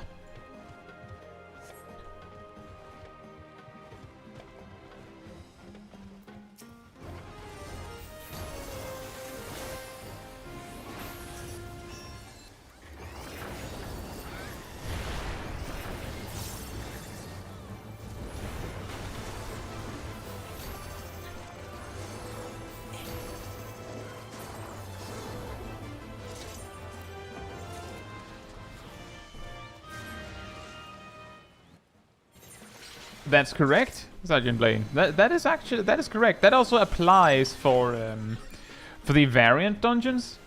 That if you pick Raise, if it wasn't for the fact that it has a cooldown, then a paladin would basically be able to rest their entire party and then an extra one. Just ding ding ding ding with the variant Raise. Not only that, if any of your occult actions have an MP cost, the occult heal thing for knight, for instance, then it costs half as much for paladin and only paladin, because they have a trait that cuts MP costs in half. And yeah, exactly, it doesn't really come up because the main thing paladin would want to use their requisite stacks on is instant anyway. So it's just like, whoa, now they're instant, I guess. Jose Nozarel, hope you're doing well.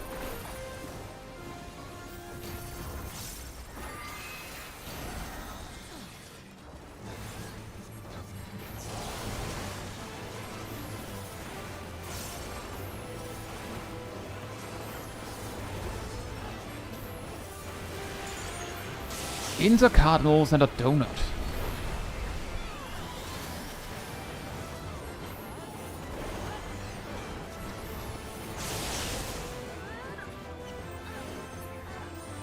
And it's gone.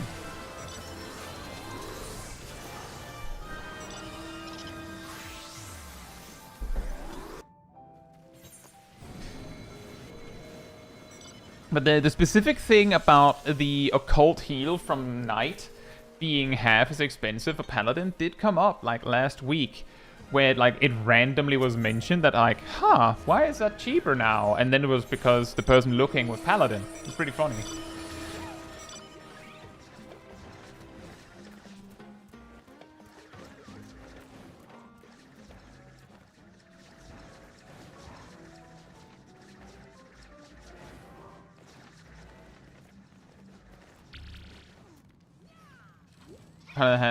Has by far been my favorite job in playing Occult. Sergeant Blaine says the tanking heals shield on myself and instant cast as well as the strongest phantom skills out of any class.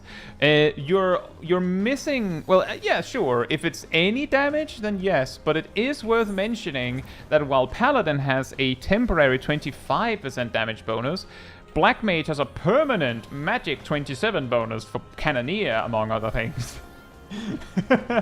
But I do agree that Paladin happens to have a lot of random interactions with actions that are not Paladin specific that tends to make it really, really good at employing them. Like, for instance, Fight or Flight boosts all damage, and Requiescat makes all spells instant, and I think it's called Holy Magic Mastery, makes all spells half as expensive. Like, it really makes a difference to make, like, Paladin really, really good at those things. Hey, on Temple of Beat and Haunted Mask, hope you're doing well. Oracle paired with Warrior? Oh yeah, I could imagine.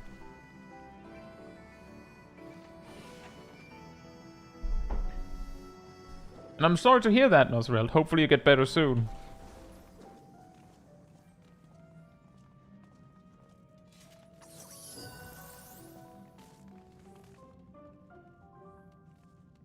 We need a phantom job with a fire damage spell. That would be hilarious. Imagine.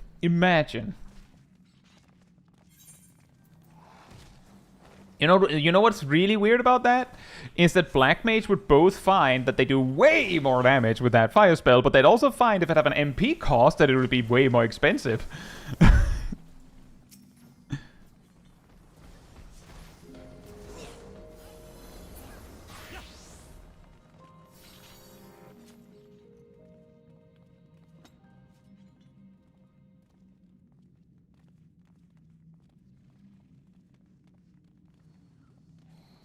Imagine if Black Mage... that would be a funny way for them to just deny Black Mages the memes. Is, oh yeah, by the way, the spell costs 5,100 MP. So when it doubles from Astral Fire, it costs 10,200. Like, well... never mind then. That would be super mean. Just saying that would be super mean. Like, they could just make it not a fire spell. But no, they just have to screw over Black Mage in particular and go, yeah, but you can't do it.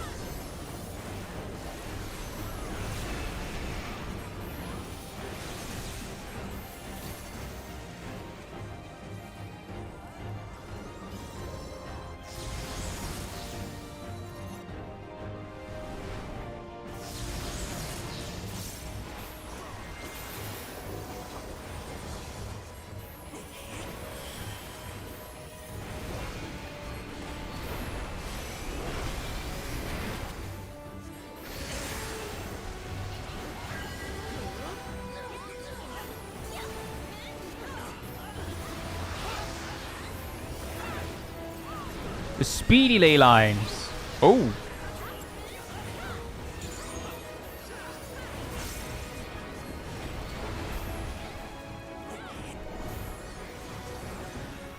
That's true, Sergeant Blaine. The main reason why it sort of stands out with Black Mage is because Cannoneers are 30 seconds. And Black Mage can make them less than that, because apparently the cooldown scales with ley lines.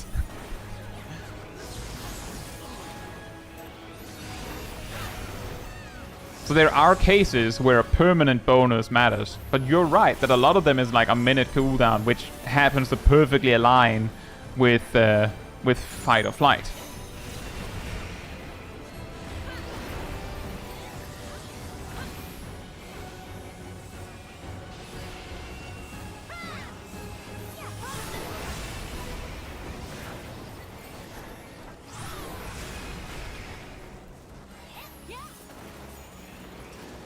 Hey-oh-oh, hope you're doing well.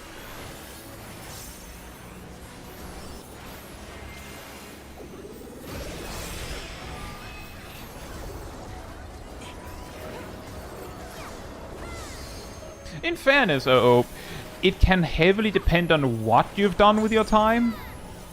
Like, I've spent quite a lot of time in this place already, which already means that it makes a lot more sense that I would be level 20 and have been for a while. But I've basically spent nearly all of my time here just doing critical engagements and fates. If, for instance, you have been spending your time collecting covers, which gives you no XP, then that would already make sense why I would have why you would have spent time and not be as high level as you may be expected to be. You know what? Hope you're doing well.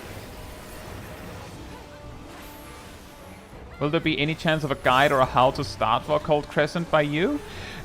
I sort of concluded that there's a very high chance that by the time with my release schedule that I would get around to that. It might be like everyone else has already covered it, so I haven't planned to make one, but it's not the first time I've been asked. I also think I got asked this last week, so maybe I will.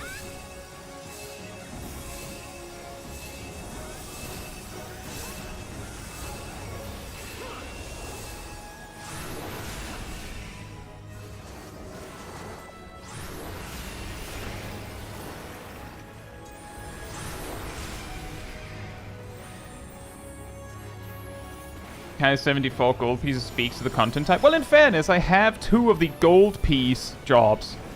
So I have done one big gold farm once.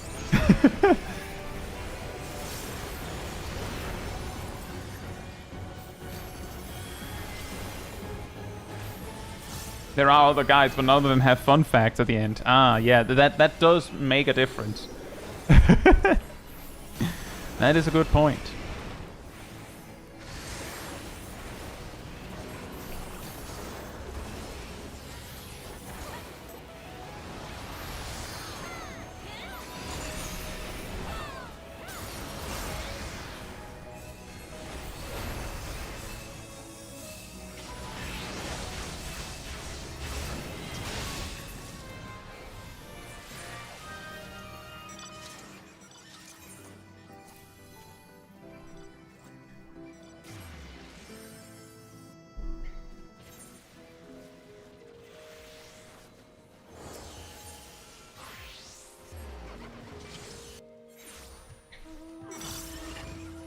You know, Haunted Mask, the funny thing is that the reason why that happens is because a lot of people prefer to learn, like, to be taught a way to do it.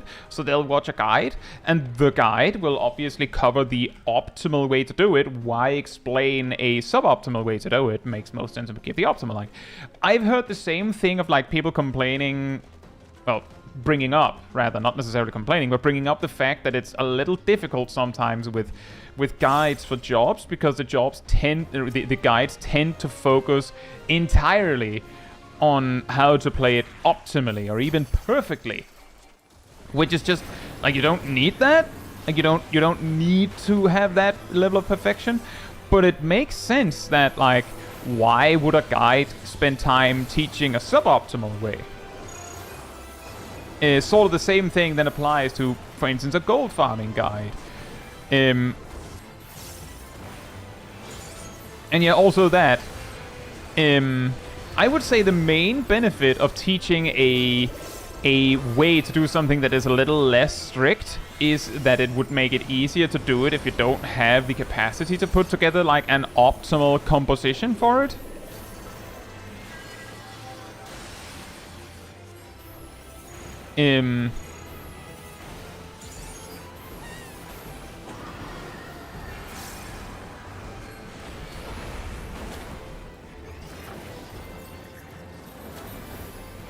So that is almost certainly the kind of reasons why it's unlikely that there will be a lot of guides for not the optimal setup, which of course also makes it a little awkward, because if there is no explanation for how to do the, let's say there is the optimal strategy and then another strategy that is like 1% less efficient, the 1% less efficient guide or the 1% less efficient method might not have very much coverage.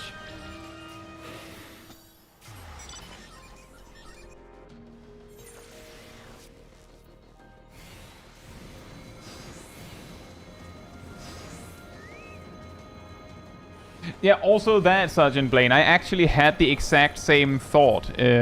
I watched a solo gold farming strategy guide from Perry the Fridge. Relatively small channel. The few videos I've seen from him, pretty good.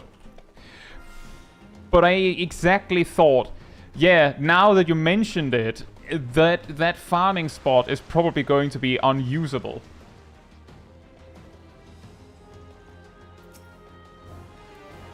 And that's not the fault of the creator. That's just, if it's effective, then people will do it.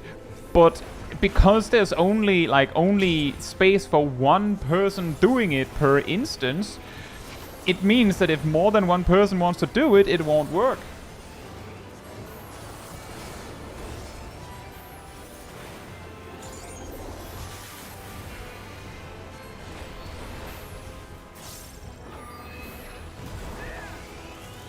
Can't you just steal their mobs? You could, Dan, but the problem is that that if you're not alone, then it's not like then suddenly the money farm is no longer worth your time. essentially.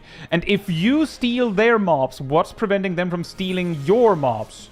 So basically, if there's two players and neither one lets the other one do it, then it just means that neither of you can do it.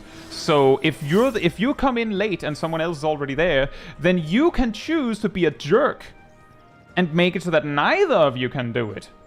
Or you can just conclude that you can't do it because someone else came first. Granted, they don't necessarily have dips on it because they got there first. It's open world mobs. You can take them on if you want to. But if you try to do that, then neither of you win. It basically means that you both lose. That's all you get out of it. So it would be better spending of your own time to just move if there's someone already there. I'll say Skip. Hope you're doing well.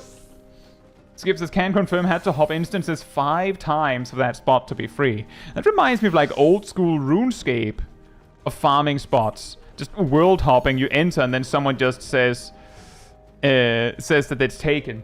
You just keep going. And that's pretty normal because like a farming spot where it's pretty good if one person is there, but it doesn't work if there's 2. So it's better to just go, well, someone else got here first, and then just scoot to the next one. But technically, you could do that.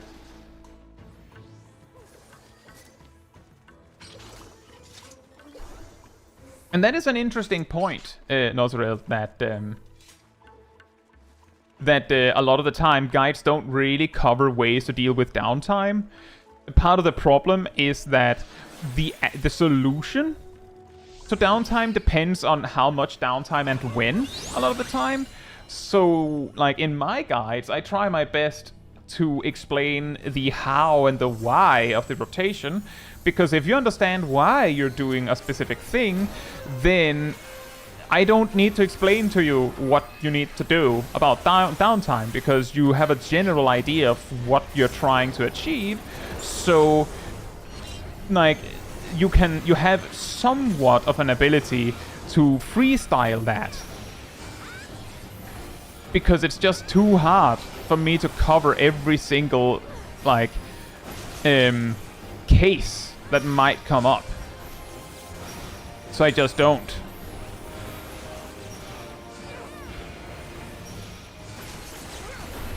Like, it's the same kind of thing as if you want to cover every single thing that could go wrong and explain how to deal with that, you would spend forever trying to make that guide, because you'd have to assume every single possible thing can go wrong and then explain it. Easy to just explain what you need to do and why, and then focus on that. And then just hope that that's enough information that the listener can figure out what they need to do when things go wrong.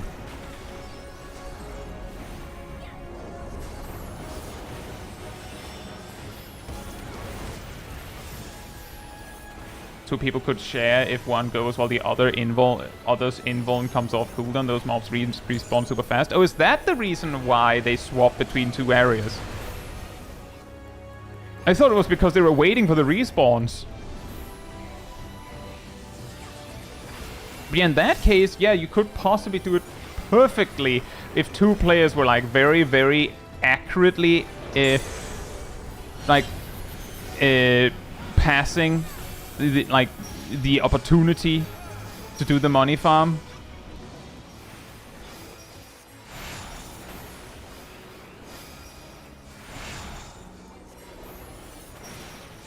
Is your group a stream chat group? Yes, everyone in this party is from the stream.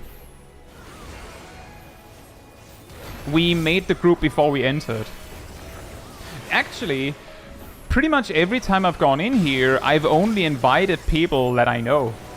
Which has meant that sometimes I just had like a 4-man party and didn't invite some rando asking for a group because I didn't want to invite some rando. I just rather have my team of people that I like.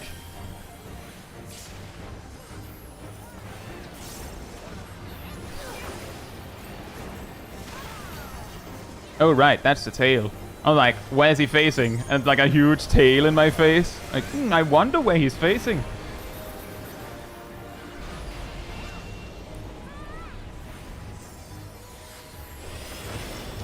Now the black mage is steep sprinting.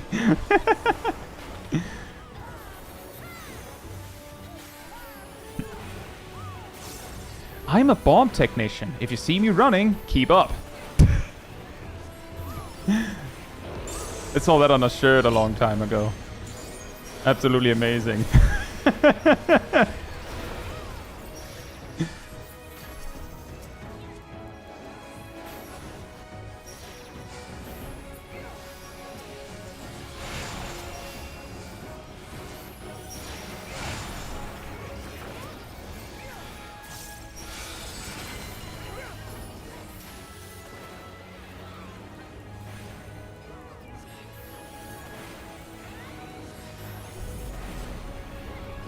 I don't know, Sergeant Blaine.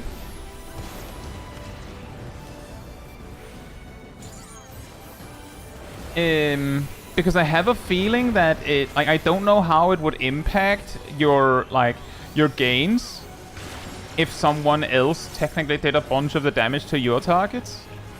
I'm guessing it wouldn't matter. I'm not entirely sure how the tagging works.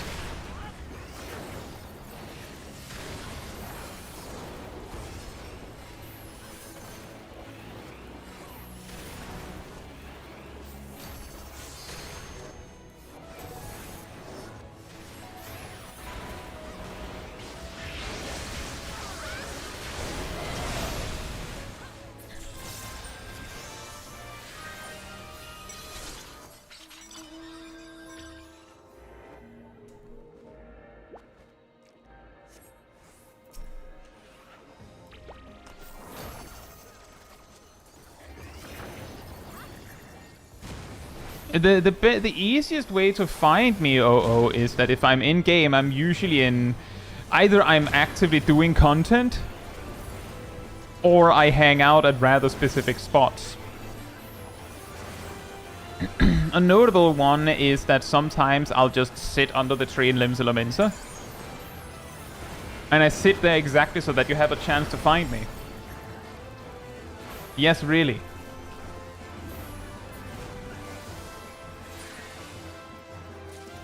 Like, the first time someone found me in-game, they were so excited that I was like, I should probably not hang out in the most obscure locations. Like, that's ridiculous.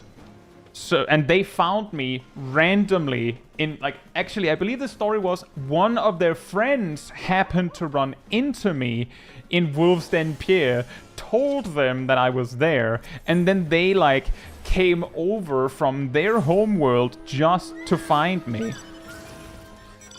So since I've tried my best to, like, sometimes hang out, like, if I'm not doing anything else anyway, I usually hang out somewhere where I'm easy to find. Or randomly stumble upon.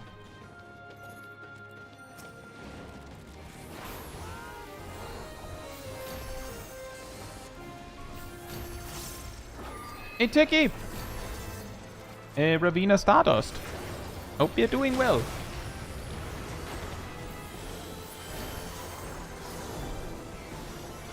Exactly, Raki. Walked all the way from their server. Now, I mean, I think it's possible they came all the way from Light. So they went through, like, having to hop data centers and then choose the world and then come over. And, like, they probably dropped whatever they were doing just to get to me. Dooming says, what server? Well, I'm always on Luiswa Chaos. Unless I'm deliberately somewhere else for some specific reason, but very often I'm on Luiswa Chaos.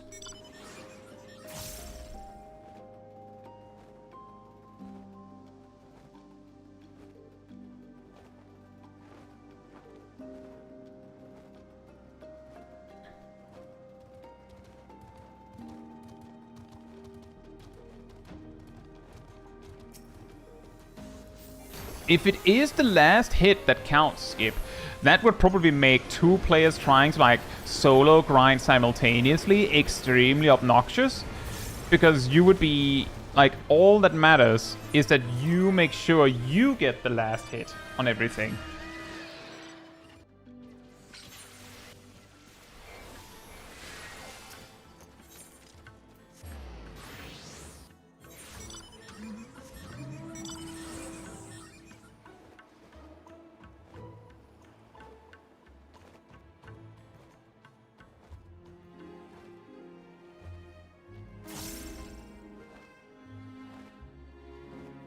But yeah, I'm like 99% sure. Like, if you actually find me, if you see my character in game, you see this specific combination of this title, this name, Mentor Crown.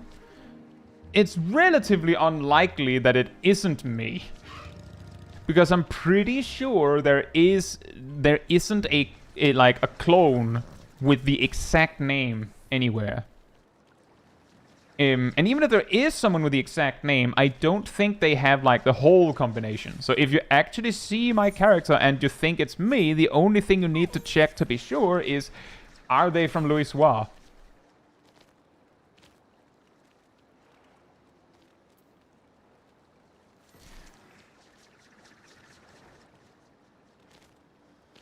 Oh says, this morning I saw something on Chaos that I've never seen before. Completely empty party finder.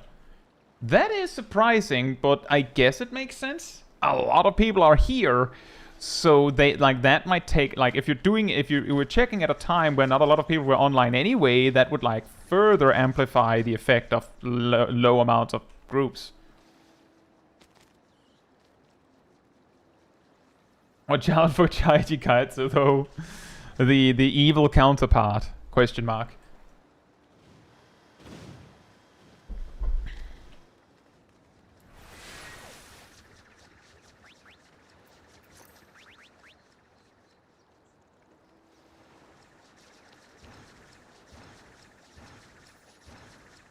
Yeah, I believe the Lala, Small Kai, has not logged in for over a year.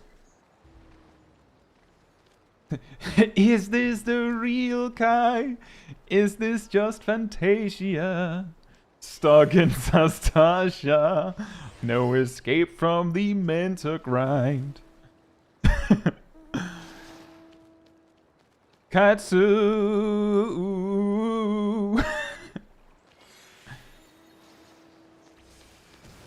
Tozo says, does 14 have cross progression from console to PC? I don't quite understand the question, but your account can be played on both console and PC. However, take note that you need to buy the game separately for both. But yes, you can play your character on the PlayStation one day and then play on the PC on another day, as far as I know. And probably implication, all the players are, like, on the same worlds.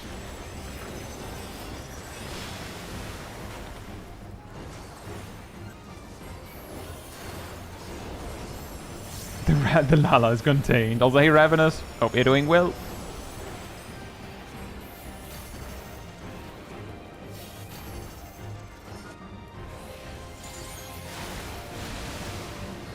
Will Small Kai still be in the FC? I'm guessing that I'm pretty certain that she has been kicked, and whether she has or has not, I'm not gonna, like, that's perfectly understandable.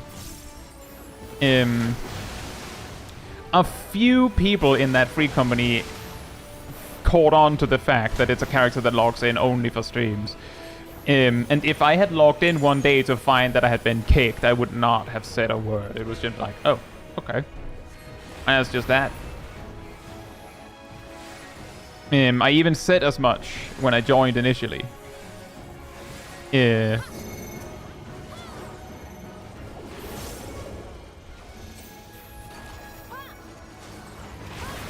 Ow.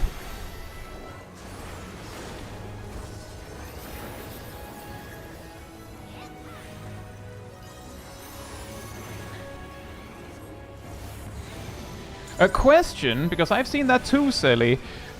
Is that strange visual that looks like a pinkish circle over people's heads? Is that the Phantom Aim debuff? Or buff, I should say. Is that... because I'm guessing it's Phantom Aim. It is this Berserker buff. Okay.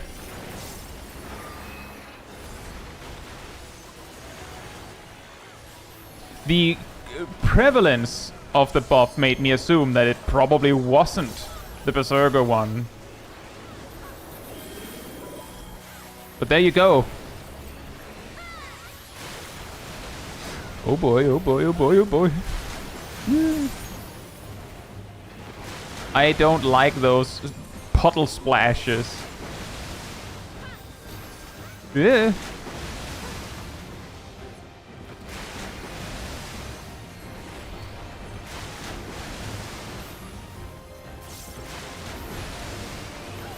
Ow.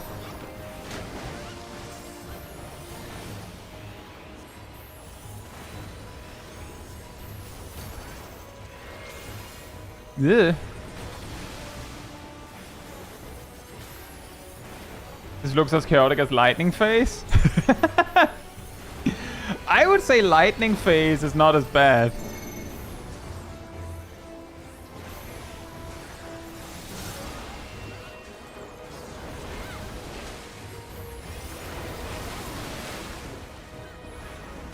Oh, that's convenient.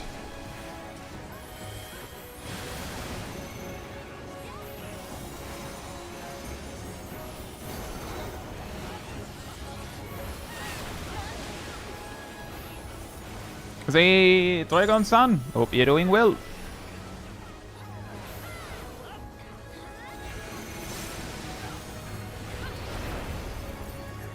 Yeah, if because it is the Berserker buff, I could see why it looks so threatening, because it's technically sort of like a debuff.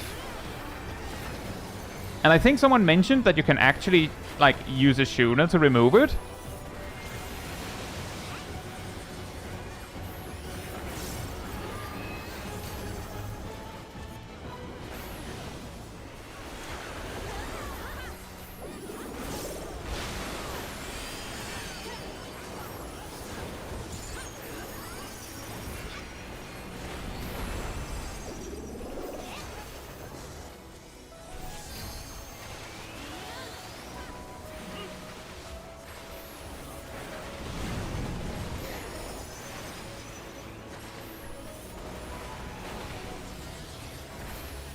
You know, it's really funny. Those splashes around the arena would be very, very easy to dodge by just standing in the middle. But these two mechanics overlap in such a way that the middle is not a place you'd want to be while the splashes are happening.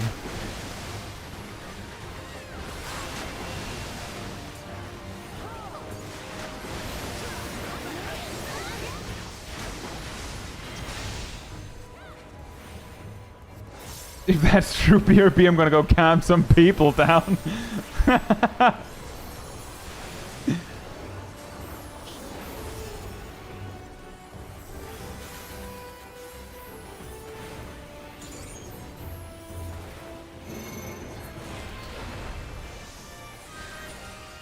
Imagine if they also gave Volns. Yeah, that would be painful. I actually got surprised that they didn't, because I did get hit at least once here. But they don't even need to do that. You get hit like 2 or 3 times as a DPS and you're dead.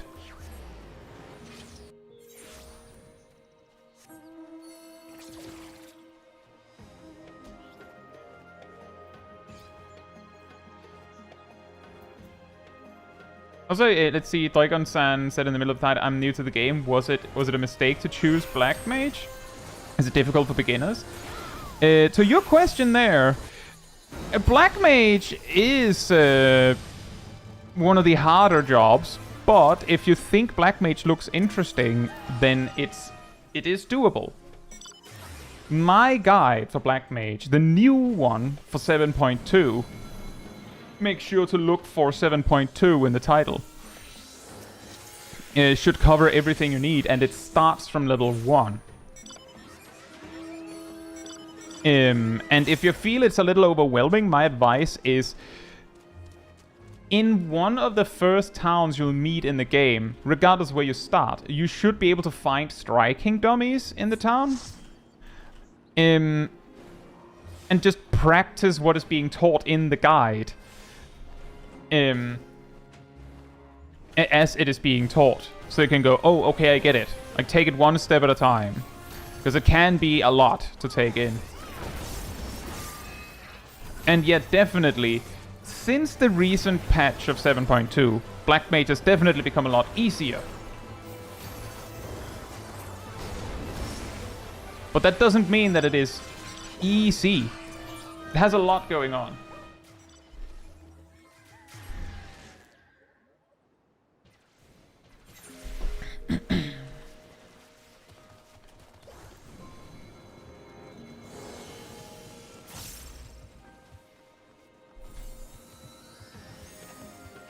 Raki says, have you ever gotten angry comments from people watching outdated videos without realizing they're outdated even though you label them? A few times, but most of the time they delete their own comment before I even have a chance to say anything. So I imagine most of the time they realize that maybe that's not the smartest move.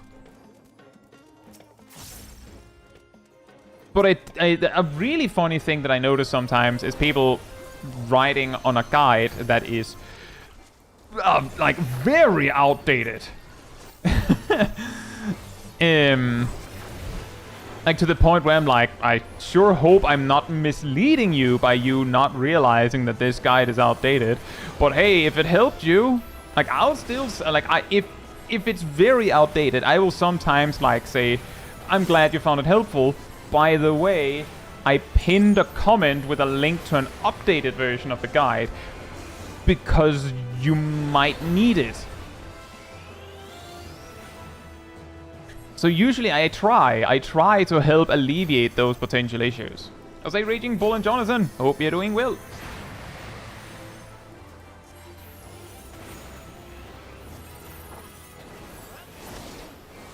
And good luck with that, Raging Bull.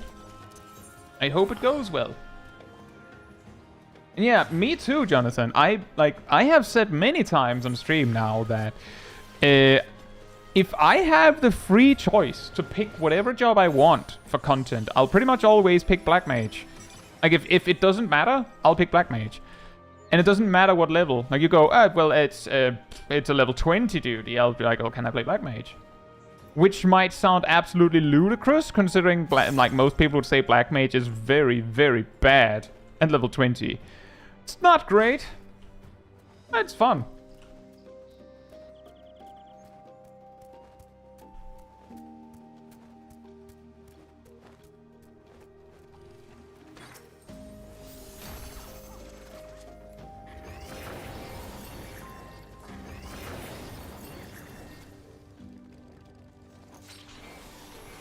But yeah, I think one of the funniest instances I had of that, Rocky, was shortly after, like a reasonably short amount of time after Dawntrail released. A post on r/FFXIV, so the Final Fantasy XIV subreddit, posted a picture of my Dragoon guide, which showed Spine Shatter Dive in the level 60-something opener.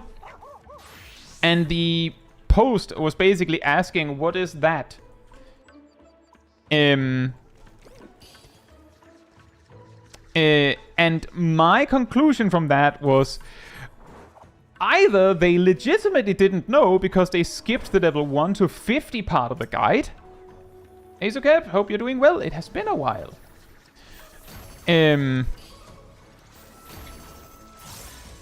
Or they were trolling because Spine Shatter Dive was deleted in Dawntrail, so they might have been like, Dragoons lost your action, eh? But a lot of people specifically pointed out that, yeah, that was like I think some explained that in the that it was in the low level section, but that was what I was thinking. If you watch any of my guides where there's like a low level and a high level section, if it feels like I skipped over something, there's a really, really high chance that I explained it in the first part. And if you don't know what it means, then you should have watched the first part. Like the only time I would say it's a good idea to skip like in those guides that it's a good idea to skip the first part is if you actually know everything you need to know from that first part. And you can only be sure you do if you watched it, technically. Which is also part of the reason why I moved over to just making one big guide. Because, like, it's not particularly helpful to make it in 2 parts if I'm sort of assuming that you watch both.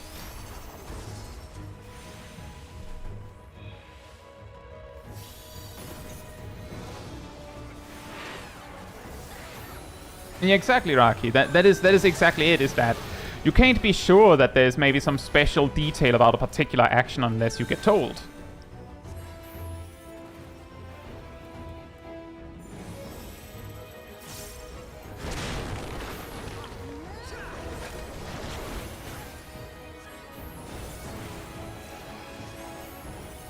Thank you, Sukep.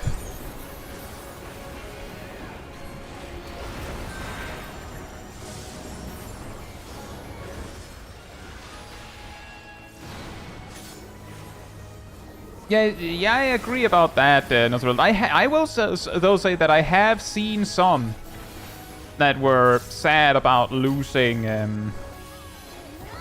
Dragon Sight. It's not that many, but I've definitely, almost certainly seen a lot more people be happy that they don't have it anymore.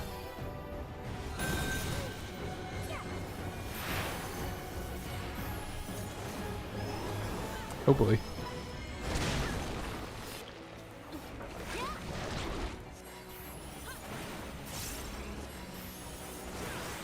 Sergeant Blaine says that it does in fact work, and if you like that, you could have 2 players basically do solo pulls together to the same ending point, and it gives both the coins that they deserve. That's it. That's pretty promising. I wonder how it would work with the specific solo farming areas that people have found that are good.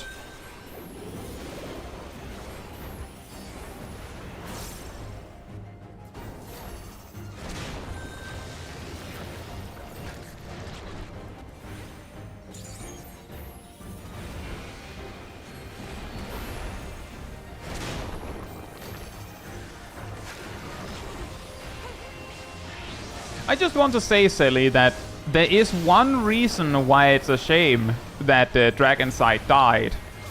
Because Dragon Sight was one of the jankiest actions in the game in terms of like how consistent a lot of effects are. Did you know that Dragon Sight was the only job action that applied a stackable buff? As in 2 Dragoons using Dragon Sight on the same person worked. It would actually give both of the boosts.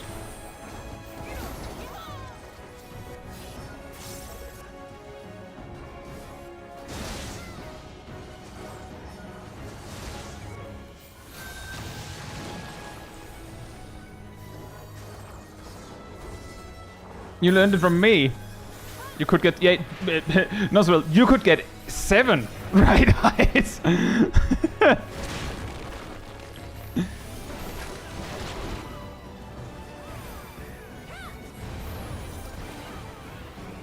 The advantage of what I said is yeah, that's true, Sergeant Blaine. If it works and it is reliable, then yeah, 2 players going solo together essentially would be beneficial.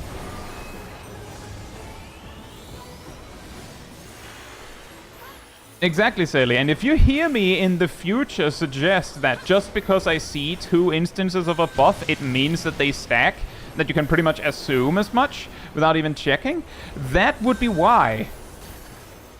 Because it was like one of the... Oh. What? That worked? Okay. We take those, I guess. Uh-oh.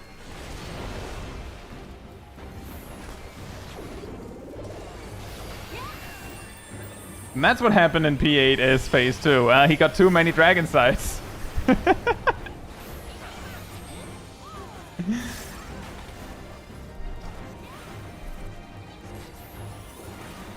I will say, Nosworld, what helps in the level 91 dungeon is that I feel like that boss has, like, the tentacles have a very specific pattern. So you just need to learn, like, you have to do the boss a few times and you'll be like, oh, that's how it works. And then you'll see, like, that it's basically the same pattern every time.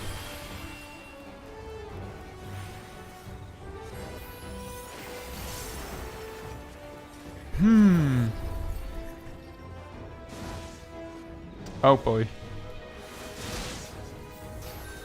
Oh no, I looked at it wrong. I'm gonna get hit.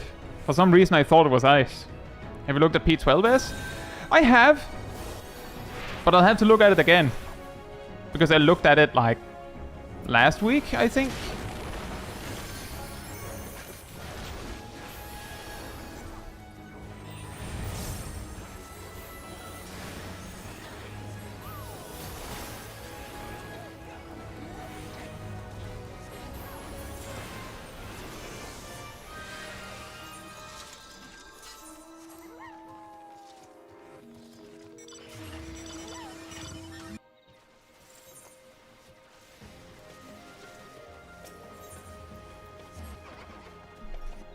How difficult does it look compared to P8s?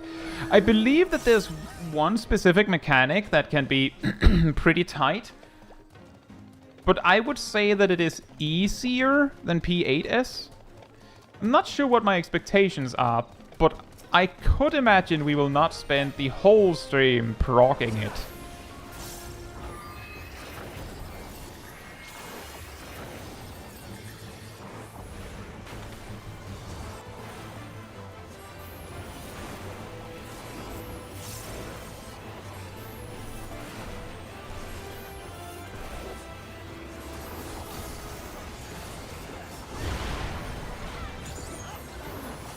But yeah, hard to say what my expectations are, but I imagine that we'll be able to get more stuff done.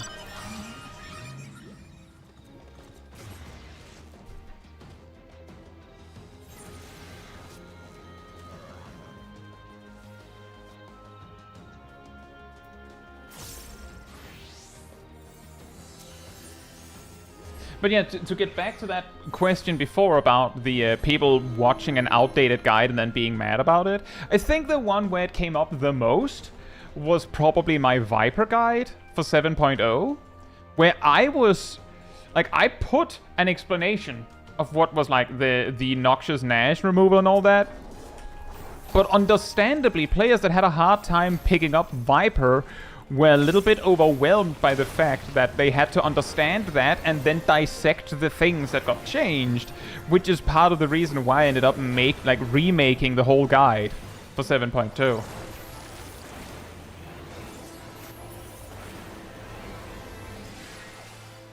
And thank you, Cat. That will probably help a lot to have a dedicated red mage.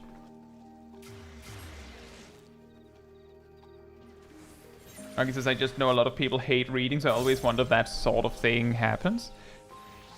It does. It does happen. But I'll also say most of the time those Viper comments came down so they found it very overwhelming and confusing. And then I couldn't say much because it's like, well, the guide is a little outdated. But it is quite funny sometimes that, like, I'll have the exact changes in a pinned comment, and someone might be saying, this thing is wrong. But it's like, yeah, I know.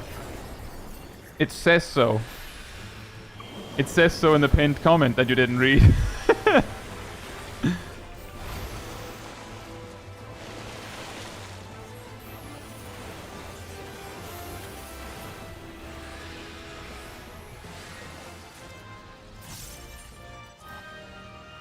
Yeah, I believe our best attempt, Freezy, ended with us getting a little bit into phase 3.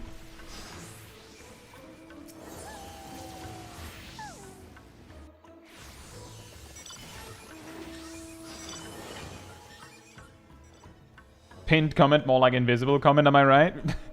Sometimes it feels like that.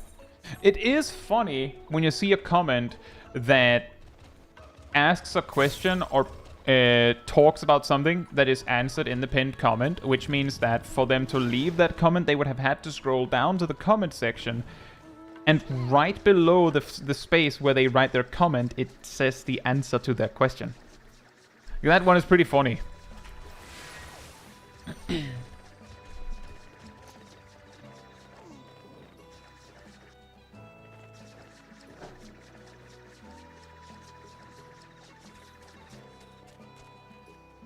In a solo instance, you can solo CEs in 5 minutes. Oh, that's pretty good.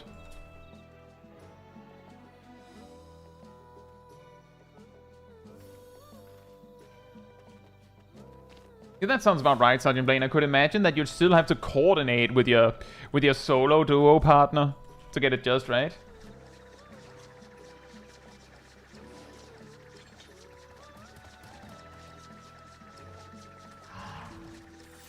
You know, the saddest part about that, Rocky, is that on day one, I experienced the actual mechanics of most of the fates. And the Tideline one that we just fought is actually pretty interesting. Like, its whole thing is like overlapping other positional mechanics with that tide, like with those like waves going out. But it just doesn't get to that.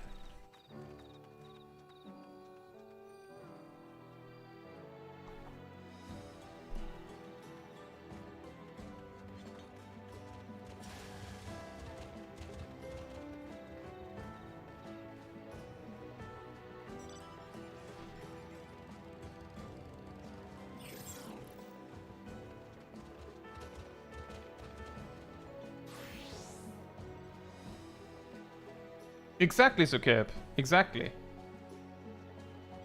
There's only so much you can do for perfection, but you don't have to be perfect.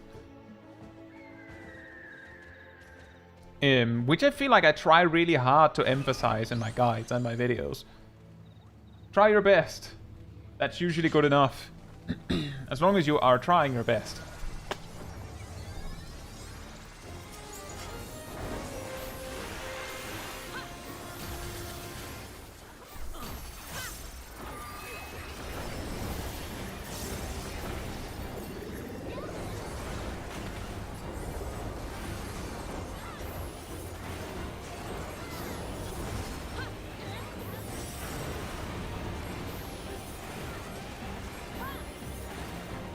Fate scaling is really... It is. Fate scaling, just in general, is really, really wacky in Final Fantasy XIV. But in a place like this, where where you like jump between doing fates and then not doing fates, it really allows the game to really emphasize the worst jank of fates.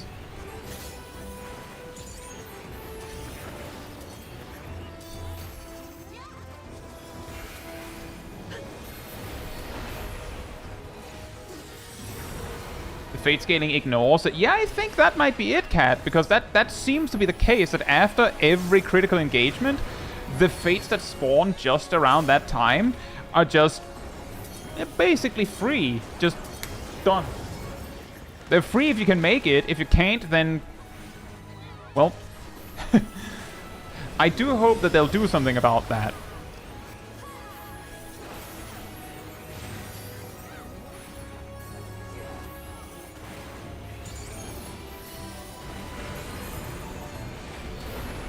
And yet it's also based on the number of people that were present in the last poll. But what makes that really weird is that most of the time, the fates are like left alone during the during the critical engagement. So technically, the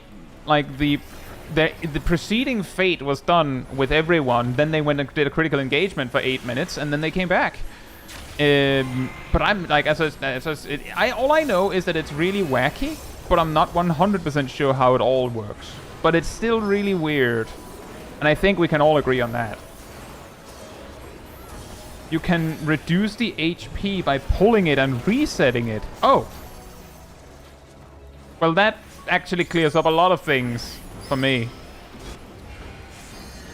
There you go.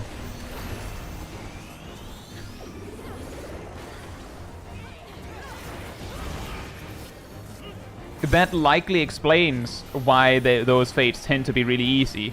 All it takes is one person going and pulling it and then leaving.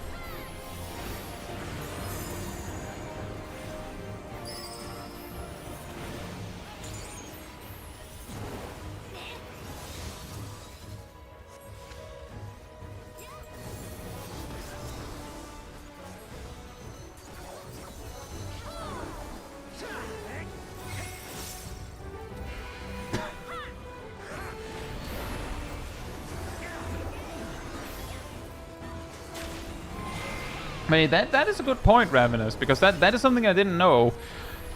that's just, like, if you're actually locked out of a critical engagement for any reason, that's just the move then. Go to the Fate, pull it, and then just leave immediately so that you can pull it again. And then you might be able to beat it in time.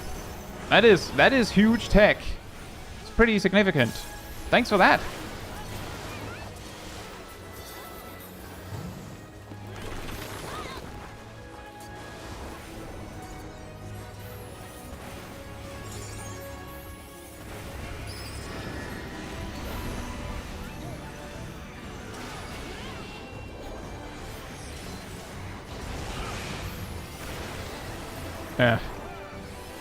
Moved too soon because the smoke blurred my vision and I just overcapped the polyglot. The loss of the polyglot will go down in the history books.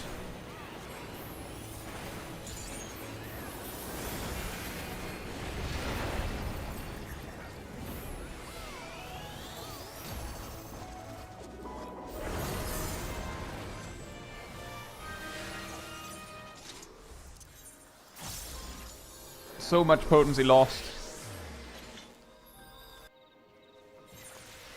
How will we ever recover?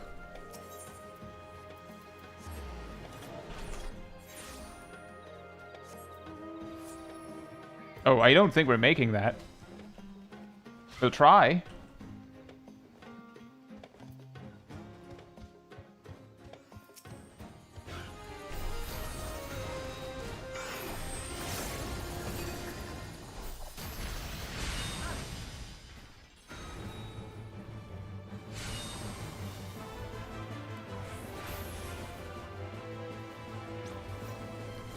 Doink. I'm deliberately not attacking to give more people a chance to make it.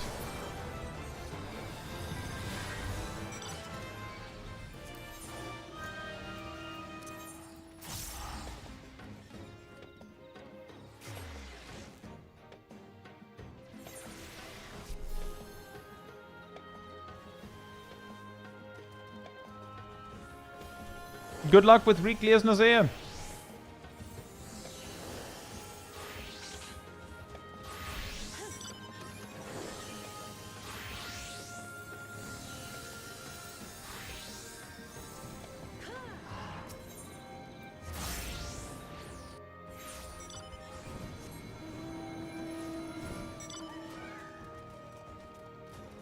The Viper buff caps themselves, or the DNC gets buff capped with a monk. Yeah, Viper buff capping themselves specifically in a party, I could see that happen. Because, like, they can have the damage and the speed buff. And also the buff from like their death rattle stuff.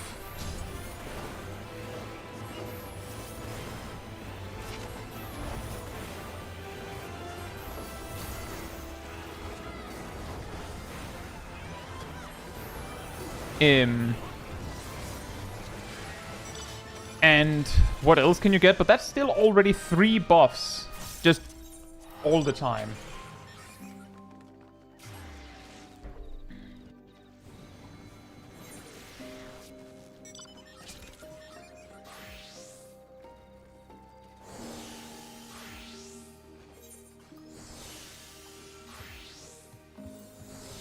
Thank you, Russ.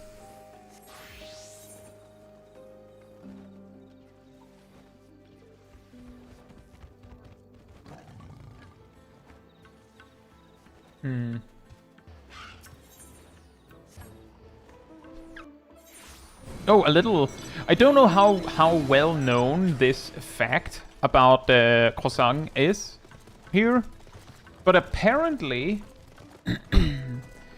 when you when an instance starts, the sequence of fates basically loops, while the actual sequence may be random between instances. Once you've seen that, for instance, the I don't know, the weird statue thing we just fought spawn and then this guy, then for the rest of the instance, you can pretty much assume that it'll be that statue thing in the south and then this guy spawning in that exact sequence every time because of basically the natural order of things, I believe. Like that they just made it like a sequence like that, as far as I understood it.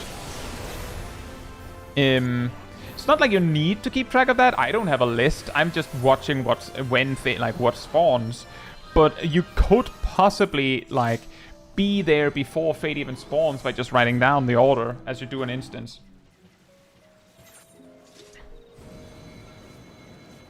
This specifically came up in the context that this whole thing with Fates being beaten extremely fast. If you have like a full party of 8 players and you write down the fates to this extent that you know exactly when what spawns, you might be able to be there when it spawns every time. And if you can make, like, if it's one of those where it's really quickly beaten because of fate jank, you might be able to rob the rest of the instance from getting a shot at it, because you can clear it before anyone else can make it. I don't recommend doing that. Like, if you're there that soon, maybe, like, do the considerable thing, or the considerate thing, and wait a second, so that other players have a chance to arrive. But it's something worth thinking about. That you can. It's something you can do.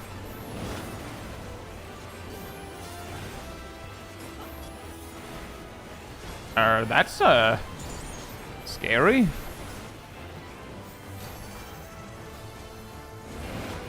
If you wait, the fate will get more HP.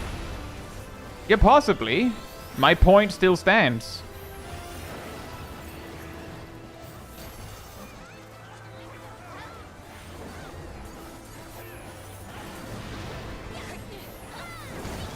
And I'm not saying wait minutes, I'm just saying, you know, don't just insta-kill it the moment it spawns. Give people a chance to arrive. Like, just a little chance. Doesn't have to be much. That's my suggestion. I, of course, can't enforce it. That's what I would do. If it was me.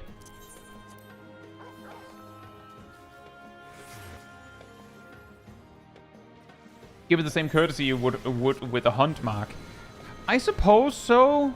Although sometimes with a random hunt mark like that, well, I don't know. Usually people don't wait that long, I guess. So it's probably fine. Yeah, about that. About how the amount of courtesy you would do with a hunt mark. Something like that probably is fine. Just long enough that people had, like, those that wanted to, had a chance.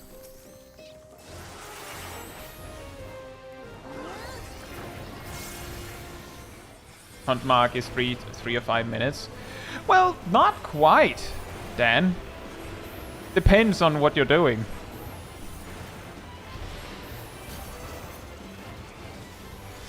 Most of the hunt trains I've seen, you get just enough time to land, and then people start, like, people almost start attacking right then. But I think that's bullet trains.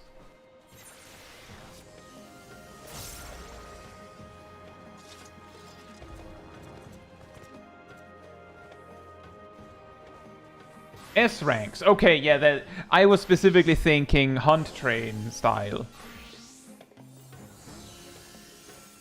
Hey, Frauko. Hope you're doing well. Everyone has the need for kill.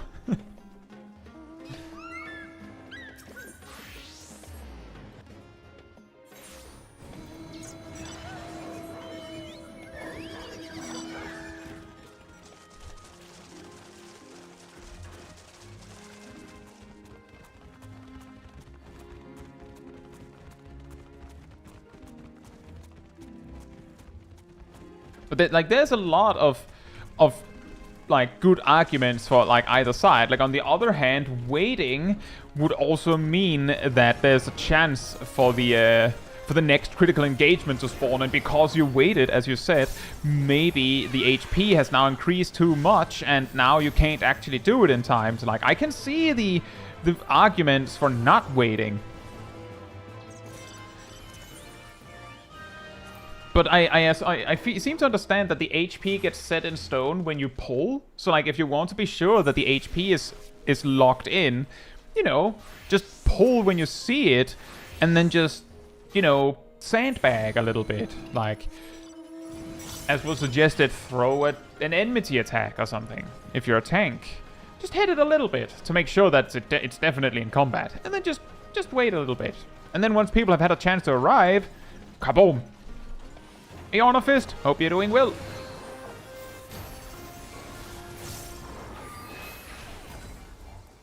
And I've been having fun with it. I was mildly disappointed to learn that Vigilance doesn't work on critical engagements. On the other hand, maybe it's not too bad, because I've noticed, like now that I think about it, I don't think aside from Sprint, I've actually used any of my Phantom Thief actions in the past hour. Like I've just been autopilot playing Black Mage with a Sprint. And a lot of the time I don't even use the Sprint. I'll use regular Sprint, which is weaker and has a longer cooldown, just so that I have the Super Sprint for no reason.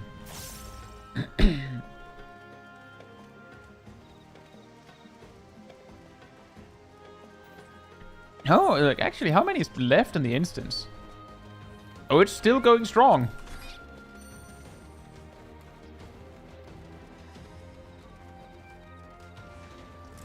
Ranged, gap close, and AoE combo seems to be all you need for full credit when solo. Oh, I see, Skip. Usually, I've noticed that I need to use Xenoglossy twice. Once doesn't seem to be enough.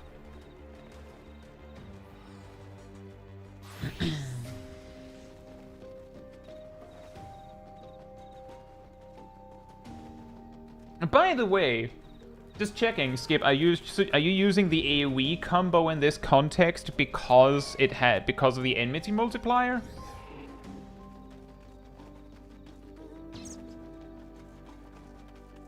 Did you know that the ranged attack still does more enmity? So it would actually be better to go ranged, gap close, or ranged again? Okay, just making sure.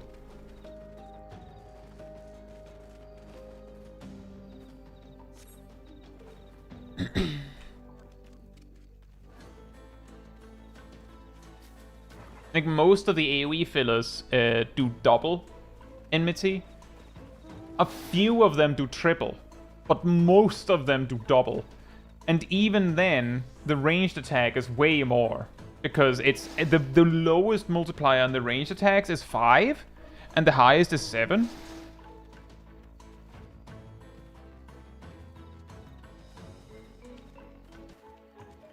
And the funny thing is, they haven't even increased them. They've had those multipliers at least since Shadowbringers. Just straight up. Unchanged. The only thing that changed is the potencies.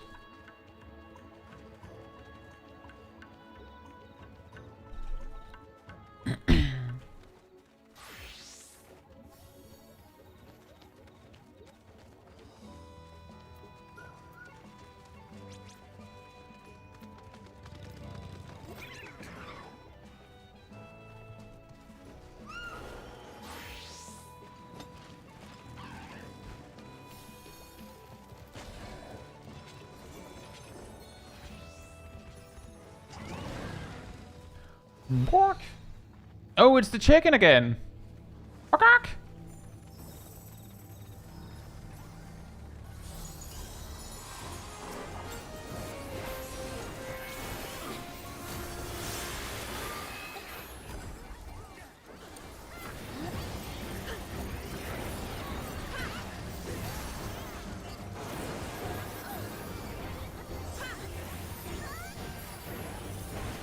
But yeah, if you're just using an attack for the sake of generating a lot of enmity, the best you can pretty much... Like, the best option is always just the ranged attack. Like, if you have some, like, bigger, high-potency attacks, there may be, like, options that do more, like, more damage, and so, by extension, more potency. But if it's just enmity you're looking for, then just spamming the ranged attack is a pretty solid option.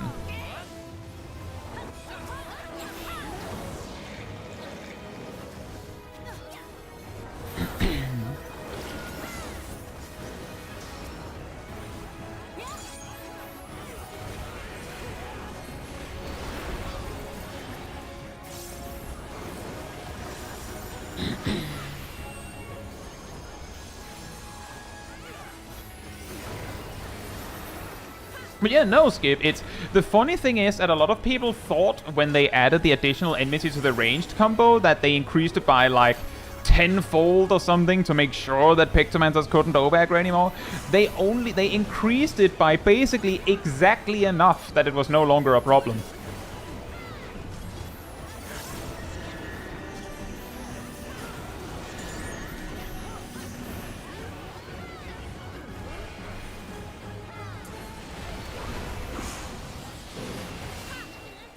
And even still, some people still run into, like, minor problems with it. If a Pictomancer, or for that matter, a different job, gets a little too trigger-happy with their single-target damage.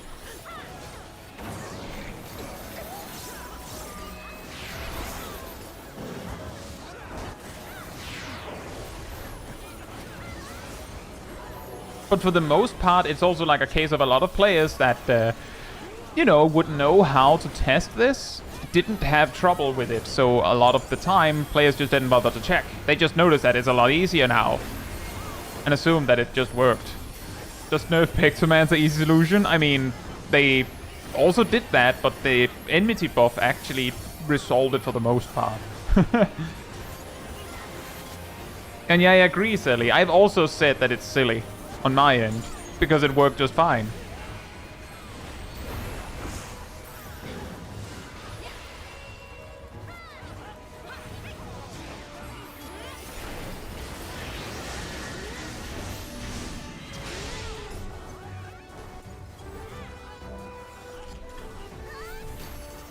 Hey, Red Master. Hope you're doing well.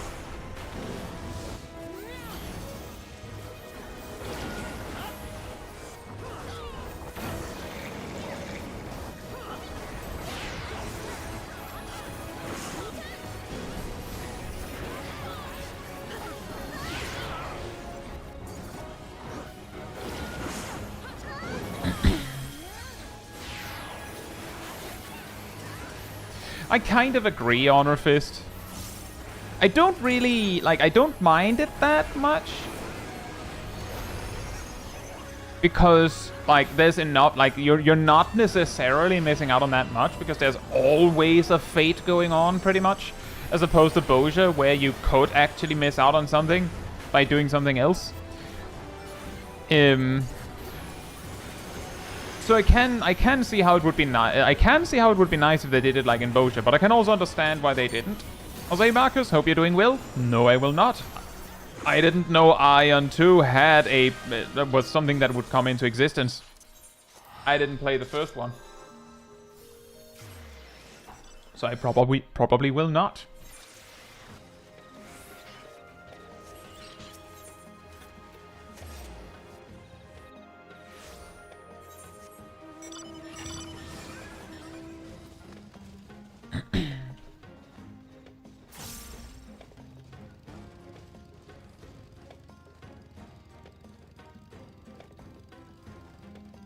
Oh, nice, Red Master. Yeah, I have specifically made sure to grab Thief. Because it helps with the gold farm.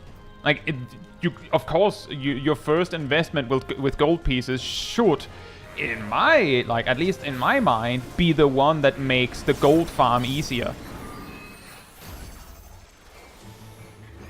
Which is also why I also bought Geomancer, because that one is actually more helpful for solo grinding, I believe.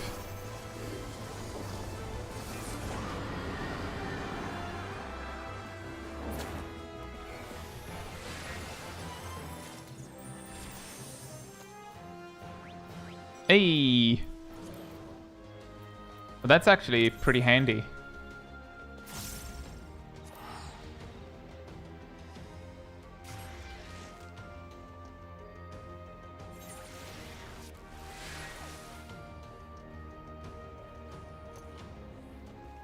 Fantastic, oh.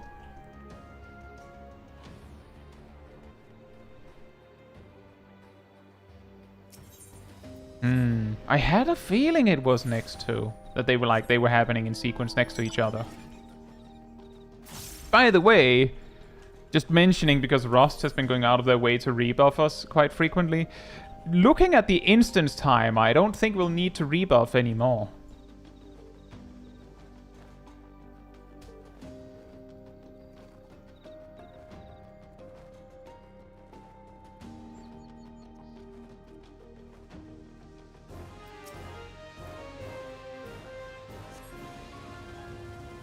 And yeah, exactly, Silly. Like, the kind of advice... It's pretty funny. I remember back in Endwalker when I made, like, tanking guide. I think I also made one in... at the very, very tail end of Shadowbringers, I made a tips for tanks guide. That still was relevant into Endwalker. And some of the advice I gave was the range pulling trick that I mentioned in my guides for tanks. And some people said, nah, you don't need that. You just need to AoE everything once and it's basically fine. And I'm sure some of the players that said that were the players that then had trouble when Pictomancer came to the game.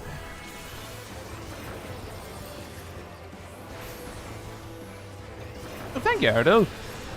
And I still mention that tip, which is exactly the reason why I never had trouble with... Like, I genuinely had... I noticed that if there was a Pictomancer in my group, there was a chance that there was a little bit more trouble. But, like, with holding aggro, if I didn't really make sure to do it right. But it wasn't a big deal. It's just like, oh, okay.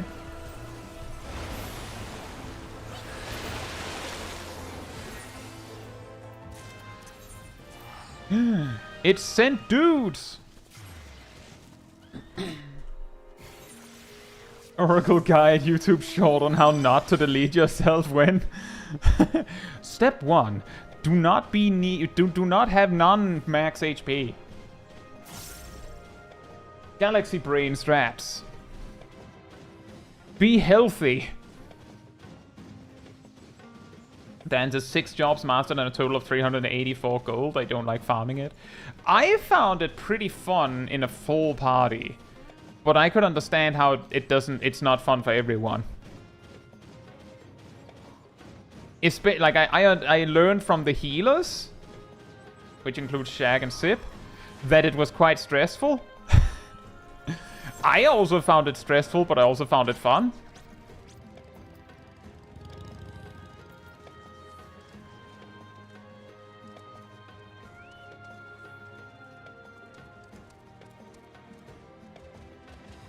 Freezy is not a great tank player, but to me, losing aggro is really annoying and often leads to weird situations, so preventing it feels important.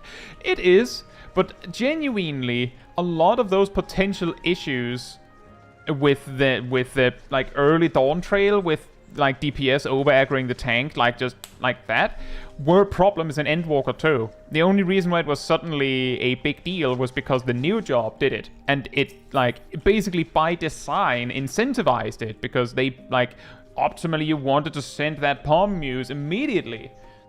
So, like, it was a more frequent problem, you could say.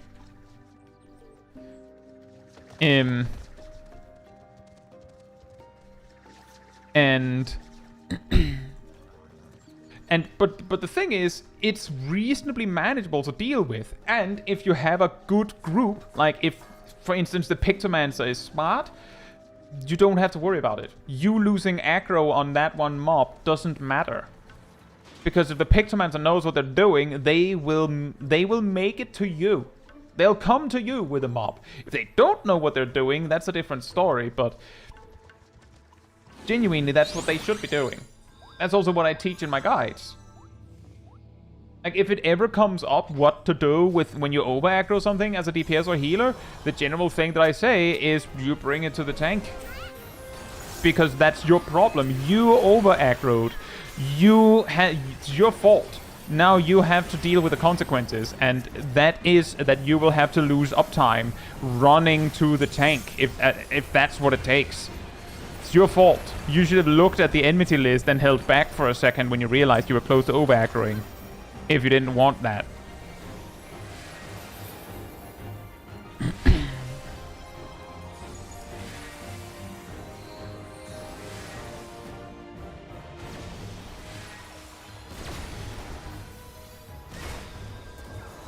Hey, could you take 5 dudes in a fight?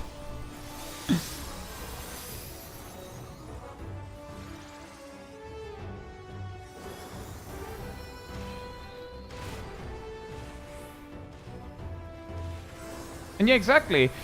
It's not that, like, if the DPS is actually moving smartly with the pack, or the mobs they aggroed, then it just means that you can use that DPS's HP as extra HP as the tank player. The only problems are if the DPS isn't doing the correct thing when they over aggro. Unfortunately, that is sometimes a thing. So you can't just assume that they will do the smart thing. But most of the time, at least in my experience, if someone over aggroes, they usually over aggro so early in the pull that I can still hit it with a provoke or a ranged attack or something. So it's usually fine.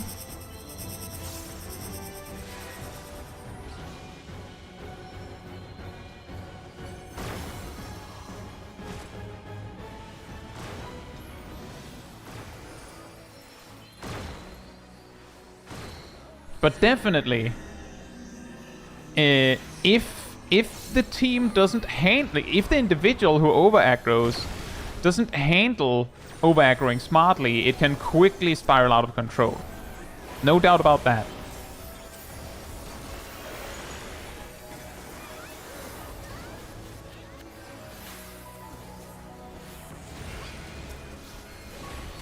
When there's so many enemies and so many sound effects that you can't even hear your flare cast because the sound got overwritten by something else.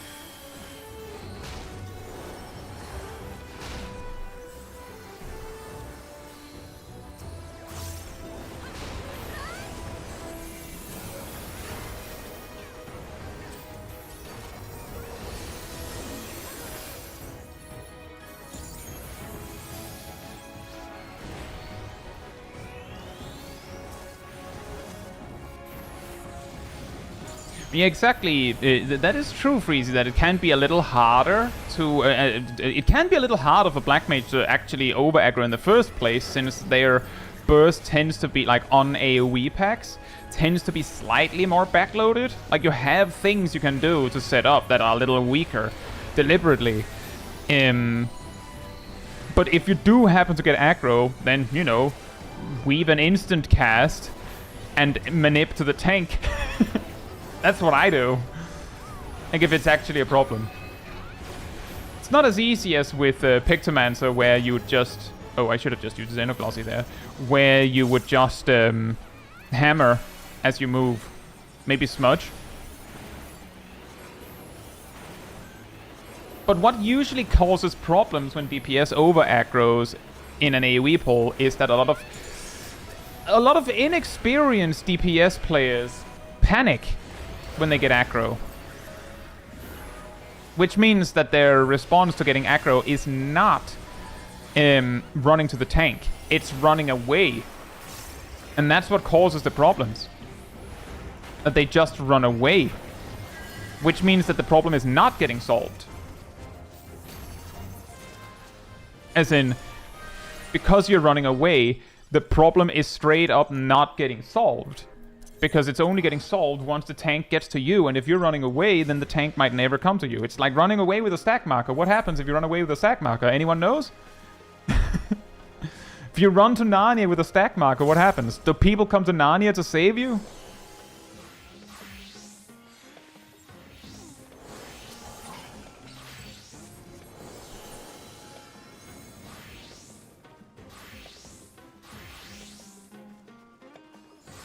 Tank invuln. Ilana says, I look at the people running away. Exactly. Actually, I was like reviewing some mentor-led footage for a future video.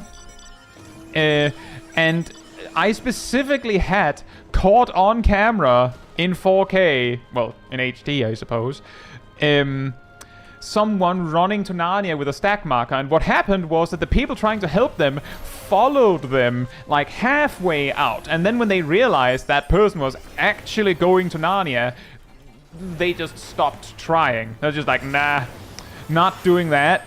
That's too much. And then just ran back to fight the boss.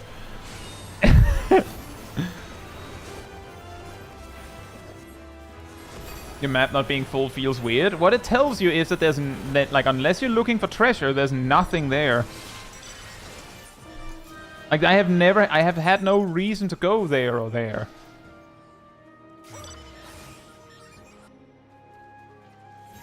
And that's a good point. That's a good idea, Red Master. I just want to be clear. What is the problem is, if you get aggro as a DPS, either from stealing it or from the tank dying.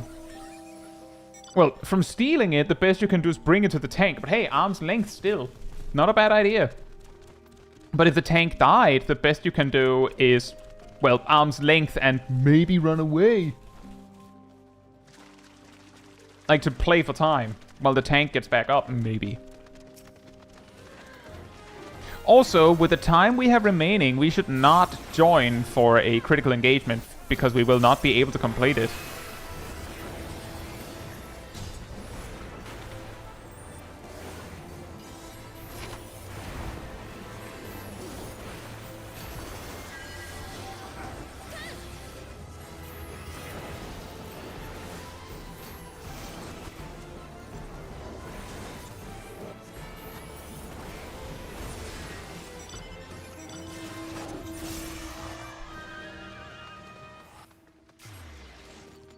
I assume you have an invuln if you run away with a stack.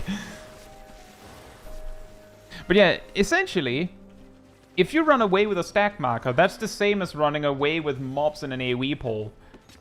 You can fight that mob alone if you want to. That's your choice. That was always allowed. But I'm not coming to help you. Maybe I will. Maybe I will choose to help you anyway because I'm just that nice. But my default instinct is to go, well, you figure that out. You figure that out on your own.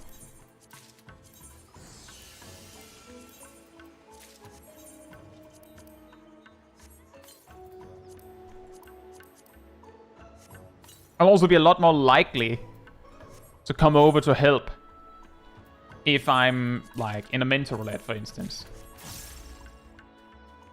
Kind of depends on the mood I'm in, but let's just say that if you're running away with mobs, then I'm already, like, deliberating, like, deciding whether your life is worth saving.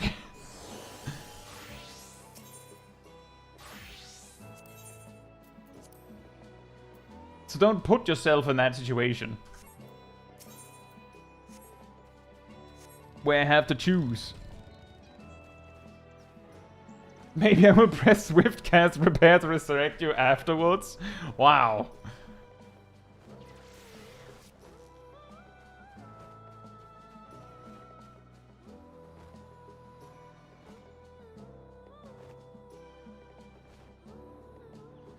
Jontic says, it would be nice if tanks had an OGCD Tomahawk that dealt no damage. It'd make tanks so much more fun to deal with that kind of scenario.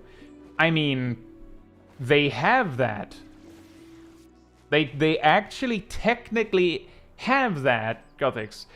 It has a cooldown, but they have that.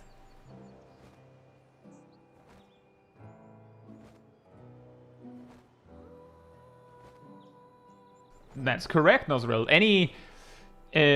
Just to be clear, Provoke, based on recent testing I did with Zav, is like 5.4k enmity potency. It's so strong that it beats Tomahawk, which, by the way, is the strongest enmity of the 4 ranged attacks. Like, 5-fold. That's how strong it is.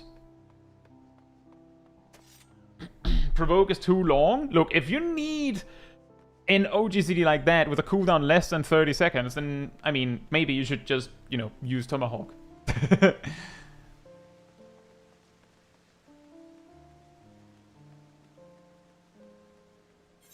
Hey, I can buy another relic. can have second relic.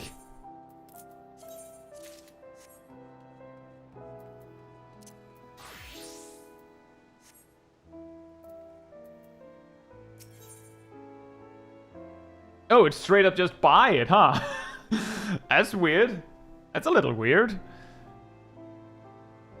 That actually feels really weird. Didn't even occur to me that it's just straight up just a vendor. Just come here, buy.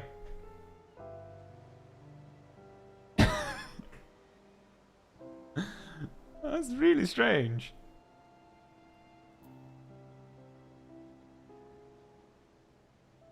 Really, really strange. Oh, there is still a cutscene. For a second I thought there wouldn't even be a cutscene.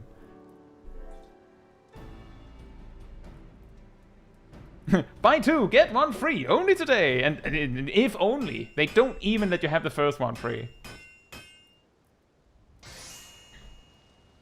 The quest did feel a bit redundant in Endwalker. Yeah. Yeah.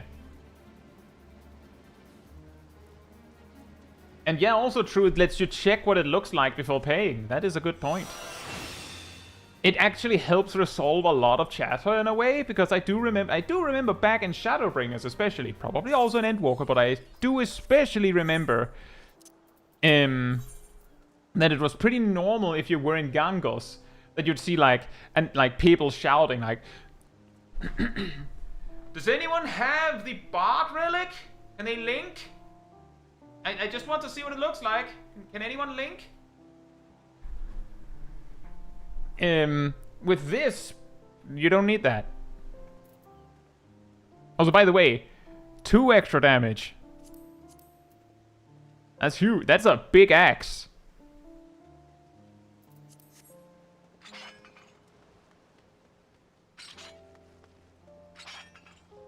Also, it glows.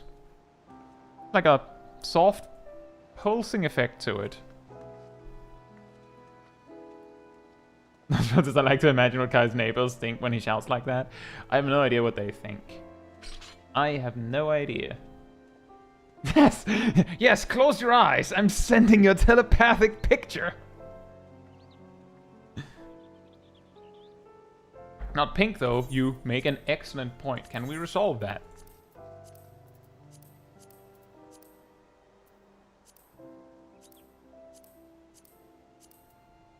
Oh, the second thing that changes is actually the glowy bit. Huh.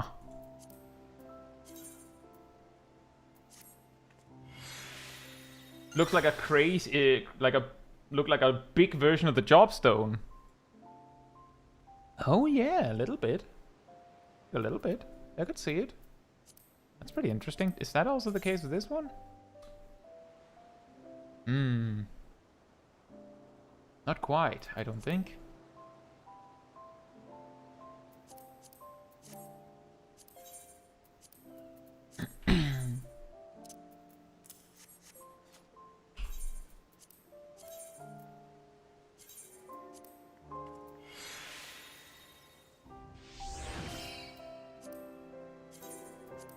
There isn't a way to see the weapons before you've done the Atma step, though. Yeah, that is correct. I believe the first weapon you're also just given, which is why I didn't realize that there was straight up a vendor. The D12 stick. Yeah.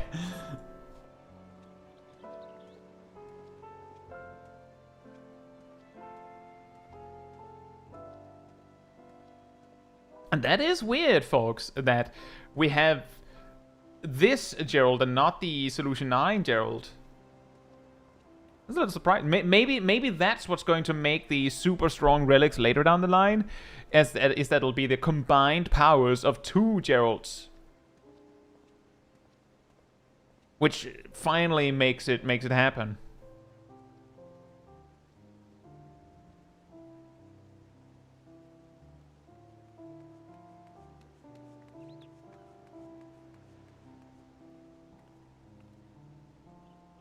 That was a convenient amount of tomestones. I think I went in with like 1200 or 1300. So convenient that I happened to not overcap or have too little.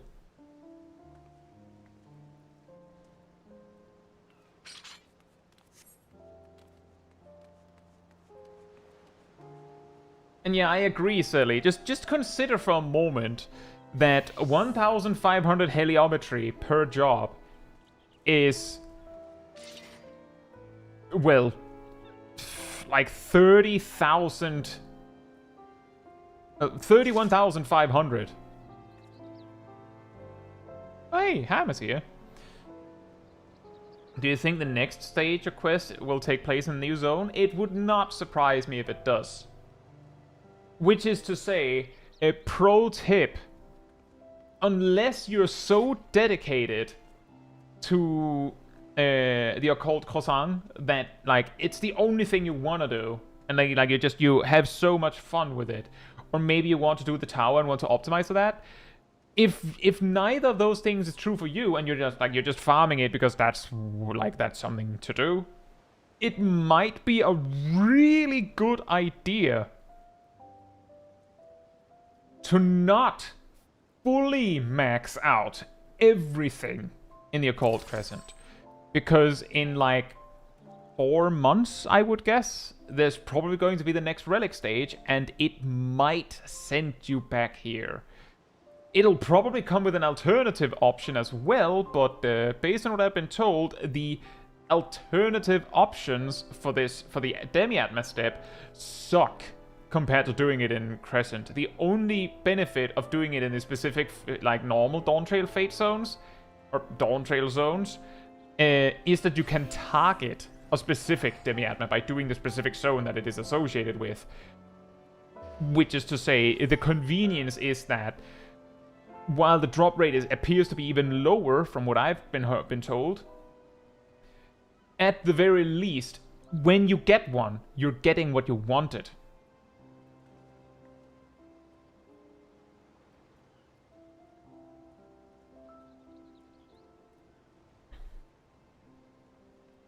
And that's also true, Sally. It might just be this first part of Occult Crescent for a really long time. So, as Nosworld says, pace yourself. Ham says it took me only 2 hours to get 2 yellow demis by doing fates. Oh, that's not too bad, I guess.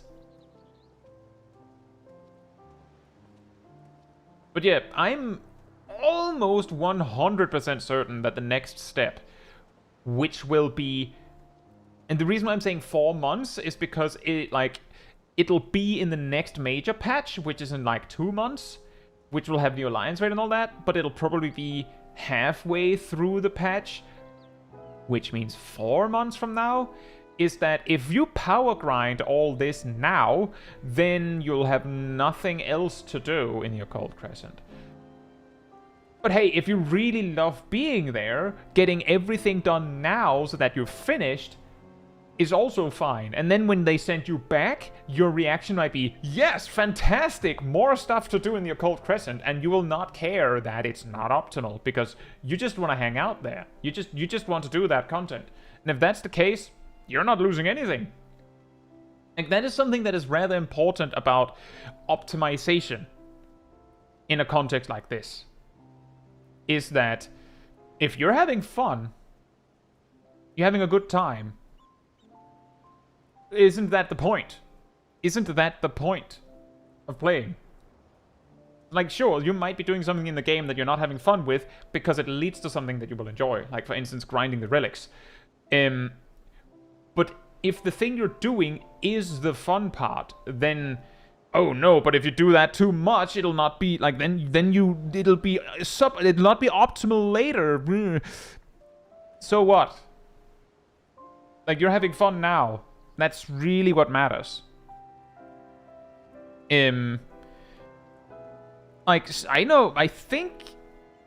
think a really good example of this is, I think it was Zav that likes to spam the current normal rate tier to practice jobs. Doing each one more than once per week, like specifically queuing for them, could be considered suboptimal. Because you already got your loot, why would you do it again? Because it's fun.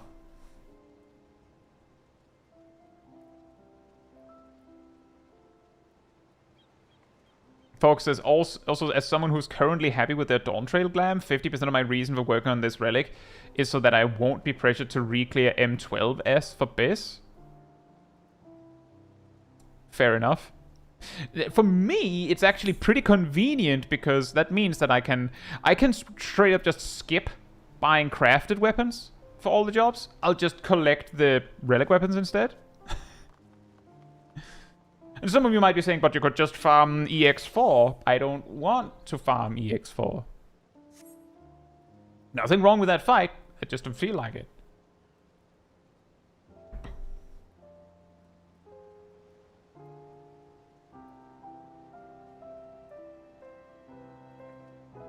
Folks says, I have a friend who's completing a relic through fates. She's getting closer to all rank 4s than she is with the relic. Yeah, that's also not even an option for me because... Oh, there it is. Because I finished in 7.0.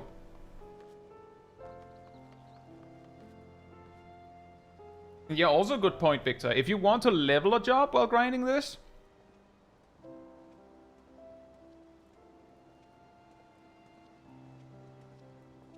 But yeah, that is my plan. Just instead of buying crafted weapons, I'll just get all the relics.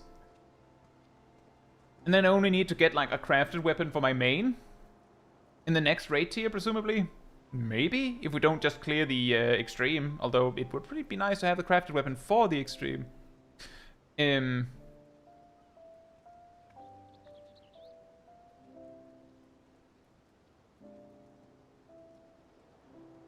Let's save some money. Although I would still have to get crafted gear sets, I suppose.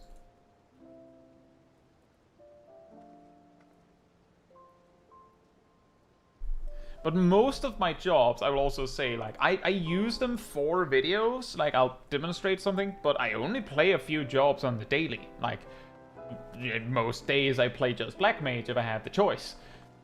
And...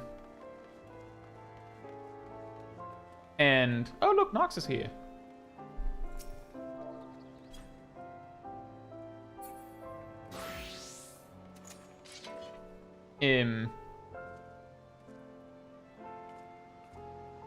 But that only really matters if I'm like the fact that my gear might not be optimal might matter because I'm doing mentor roulettes, for instance. There it might be a little awkward.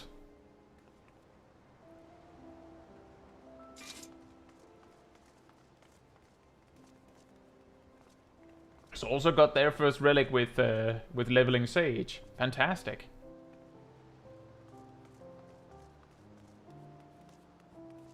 Nasokip, you'll get back into the swing of things soon, I'm sure.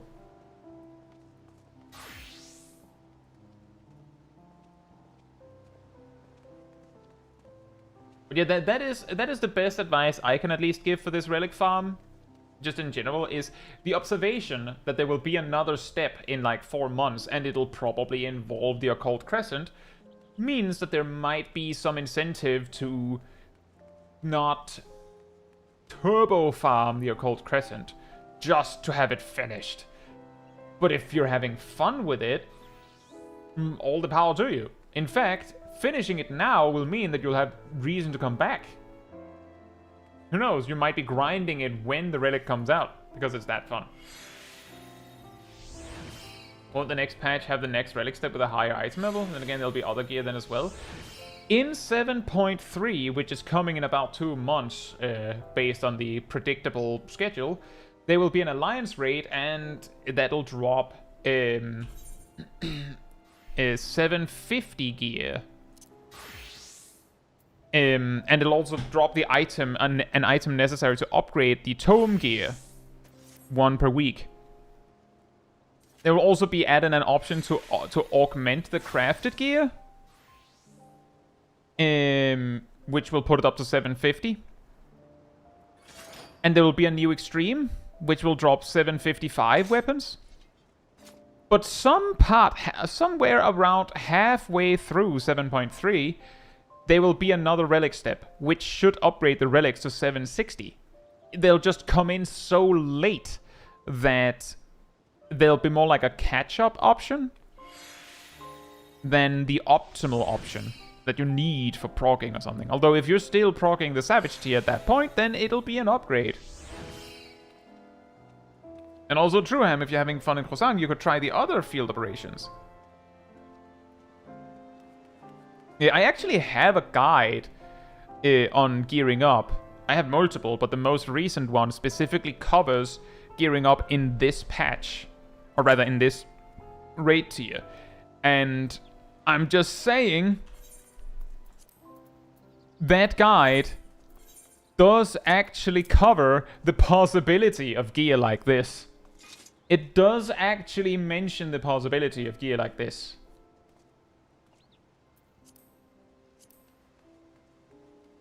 Because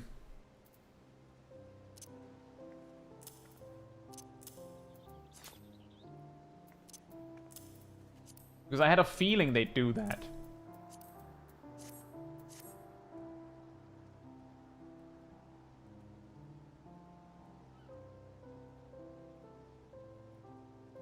But yeah, it is... Hey, Emir, hope you're doing well. No time like overtime, pretty much. But yeah, that's also my target, to hopefully have all of the relics done before the next step comes out. But that'll be quite something, considering how much you need.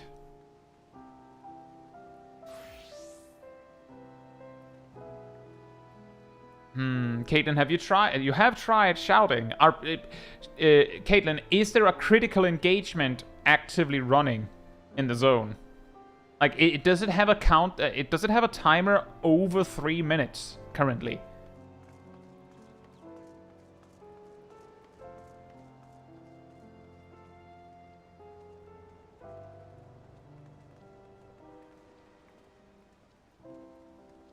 Okay, there you go, Caitlin. I was going to say...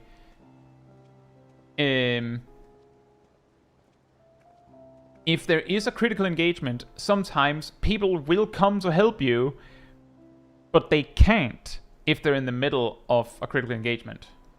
So they'll usually come running afterwards if you're still there. Says, sadly, the 745 is weaker than Overmelded crafted. Yeah, that makes sense. 5 item levels is usually not enough to beat overmelding. But it is an option if you're not the type to overmeld.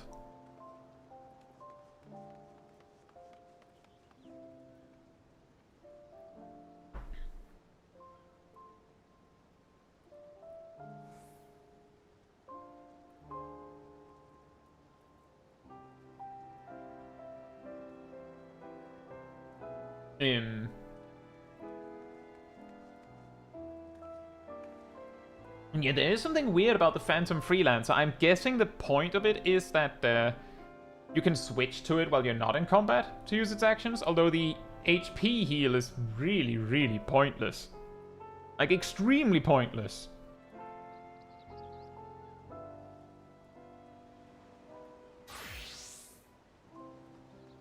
Yeah, the journal entries thing, Caitlin, the best I can suggest is that there should be maps and guides floating all over the internet of these things.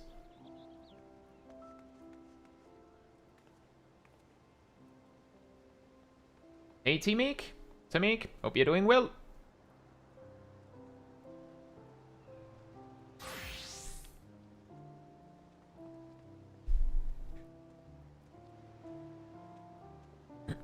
But, hey, Oishi, hope you're doing well.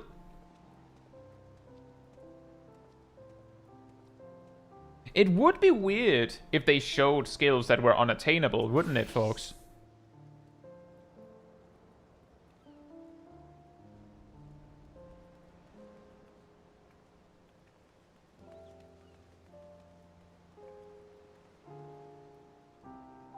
Oh, hey, Tape. I'm guessing you were Tamik.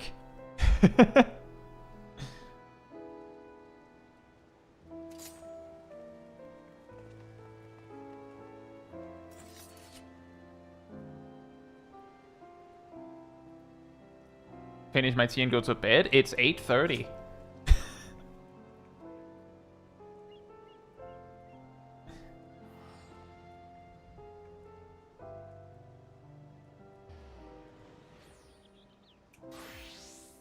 My guess, Freezy Lemon, is that they're going to add more Phantom jobs.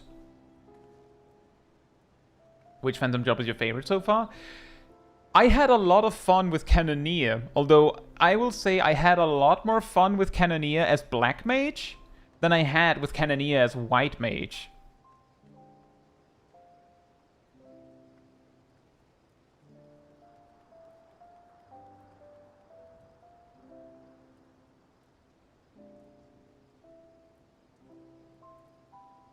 Like, for Black Mage, it's like, well, I just, like, because it doesn't really have that many things to worry about rotationally, you just send the cannon shots whenever. Like, just having 3 extra Xenoglossies that you want to use on cooldown. It's very nice. I haven't tried Oracle. The ones that I've actually tried so far are the 3 starter ones, Cannoneer and Thief. Because I just choose one and then I level it until it's maxed. And then I do the next one, and then the next one.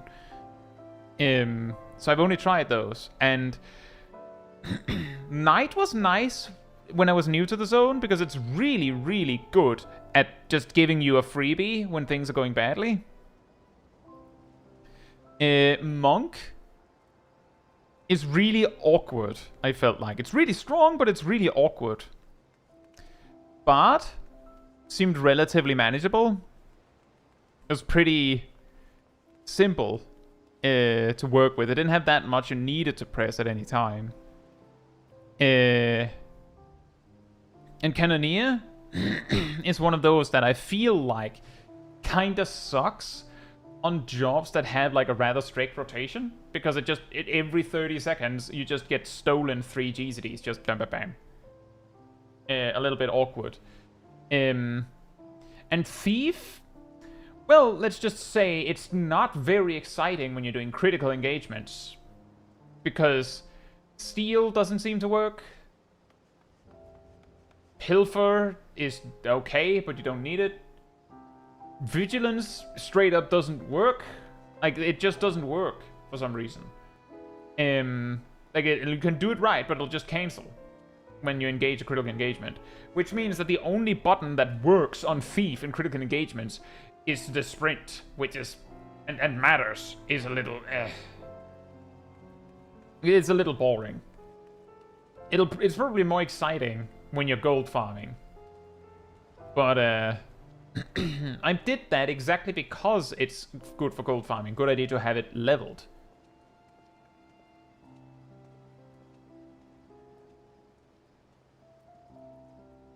Cannoneer is nice as a warrior since it gives a decent ranged option.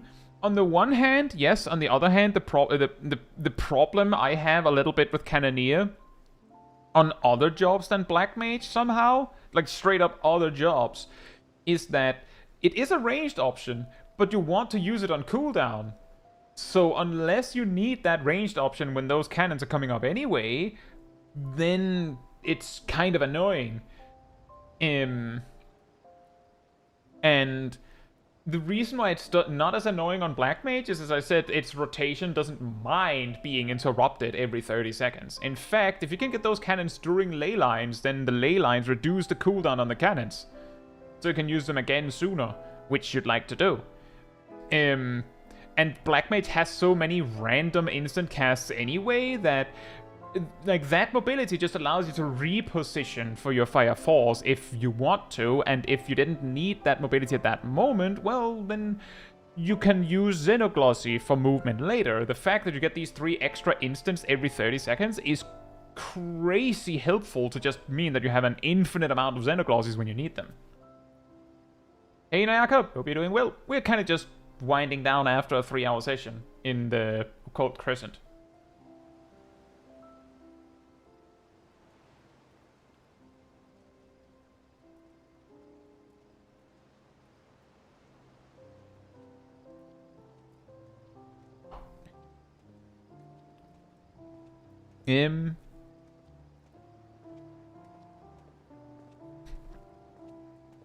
But yeah, as I said earlier, I can't promise that I'll make very much content on the Occult Crescent, because my release schedule of videos is likely to mean that by the time I start saying stuff on it, people might have lost interest.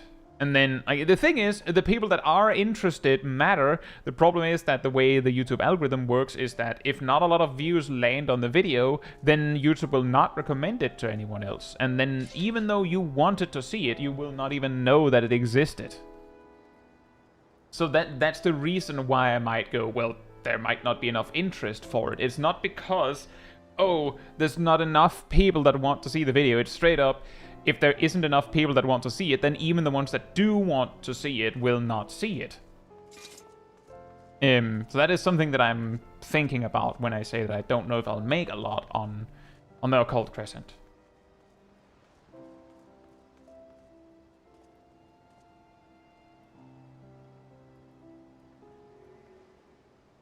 So Gab says, I'm curious about the new raid. Don't know what gear or jobs are needed or expected. Yeah, the thing is, let's just say the tower, the forked tower, is difficult enough that it would probably be a good idea to look into it before you enter.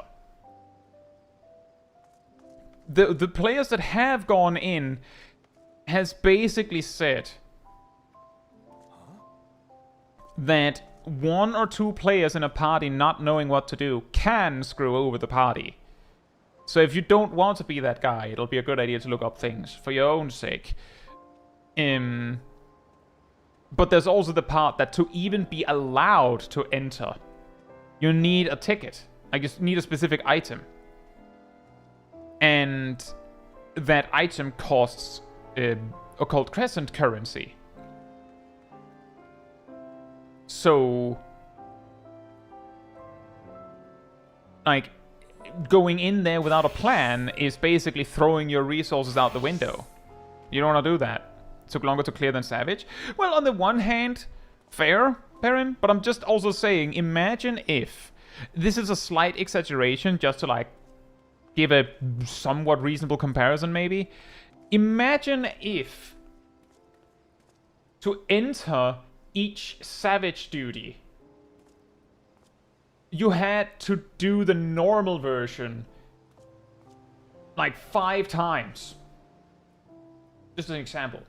Like, to enter M5S, you have to do it 5 times to have the currency to enter the Savage version. And then you have, I don't know, 2 pulls, and then they kick you out. And also, exactly, and then you have only a number of lives and you get kicked out.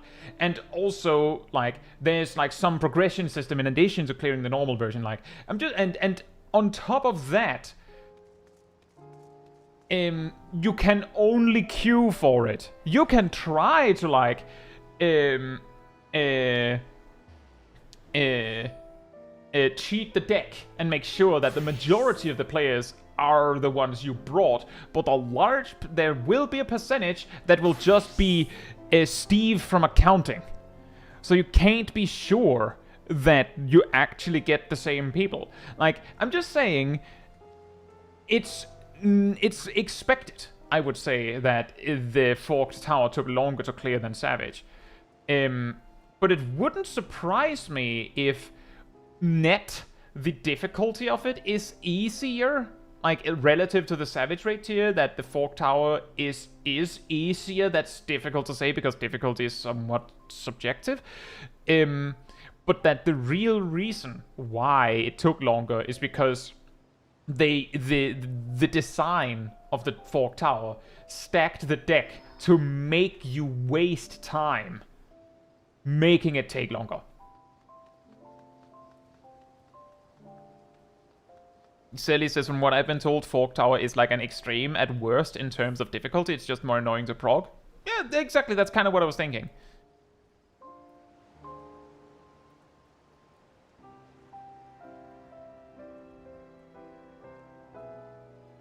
On the positive side, Ravenous, I've been told that the weather will come if there are enough players in the instance that can participate. And also, thank you, Oishi. I will consider it. I will consider making some videos on this stuff. On this Occult Crescent. I might move things around so that it isn't way later.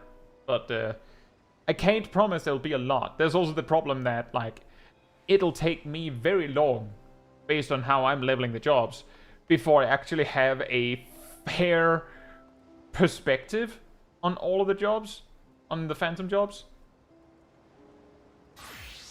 That, like, it's really unfair if I, you know, measure a job and say it sucks, when I have no idea how it works because I haven't used it.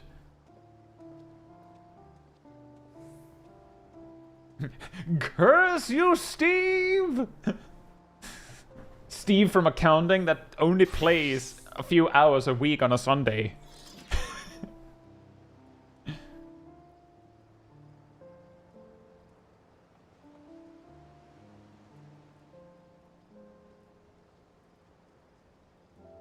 M8S made its slices right mechanic easier than M8N. Well, the problem there is that the normal versions have a tendency to make the mechanics, either they make the mechanic a little bit more chaotic because it's fine, like it's not as punishing. So, like, it's okay if you feel like you got cheated a little bit. Whereas on Savage, either they make it a little bit more consistent so that you can have a strict strategy. They might overlap it with other mechanics in these kind of situations, so they kind of have to do that so that you have a chance of doing it. But there's also the possibility that the Savage version has a way for you to control how it works, which means that it might be as chaotic, these types of mechanics, if you don't try to control it. But because you can control it, it makes it easier. Like we saw the same in M2S. That because people found ways to control the alarm pheromone stuff, it became sort of easier than a normal, even though normal is slightly less punishing about it. Grind for the sake of grinding. Yeah, wouldn't that be ironic? I'm like, guys, don't break your back grinding everything to finish. By the way, I'll be right back. I'll just have to grind this. I'll have to break my back grinding this to the finish.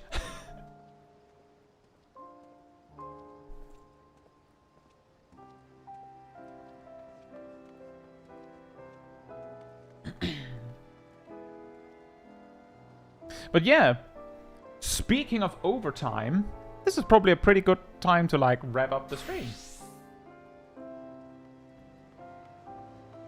Yeah, you just barely made it, Nazir. The good news on that, Zizepo, is that you don't have to clear the first raid tier to do the second raid tier. Although if you've never done Savage before, it might help you, like, with, like, practicing a bit. But it will be hard to find a group wanting to do M1S right now. But if you enjoyed this particular stream, it helps me a lot if you leave a like on it here on YouTube. That tells the algorithm this was an enjoyable stream and like other people to enjoy it as well. So thank you so much in advance. And if you'd like to be part of the Discord community server, there's a link in the chat right there. There you will find the weekly schedule where you can see what else is coming up in the coming days or days. I usually update it Sunday or Monday. And if you'd like, there's also the announcement room with links to videos and streams when I put them out. And if you grab the reminder roll in the role assignments room, you will get a notification whenever I post a video or stream, as well as an extra one around 15 minutes before stream starts, so you can catch it right when we go live. And if you'd like to support the channel even more directly, you can become a member of the channel, you can gift memberships, you can use the super chat system, or if you don't like any of that, I will post a Ko-Fi link there in the chat. All of it helps support me and the channel directly so that I can focus on doing stuff like this with all of you. So thanks so much for the support. But that'll be it from me tonight, so good night, good morning, afternoon, or evening, depending on where you are in the world, and I hope to see you all very soon. Bye bye!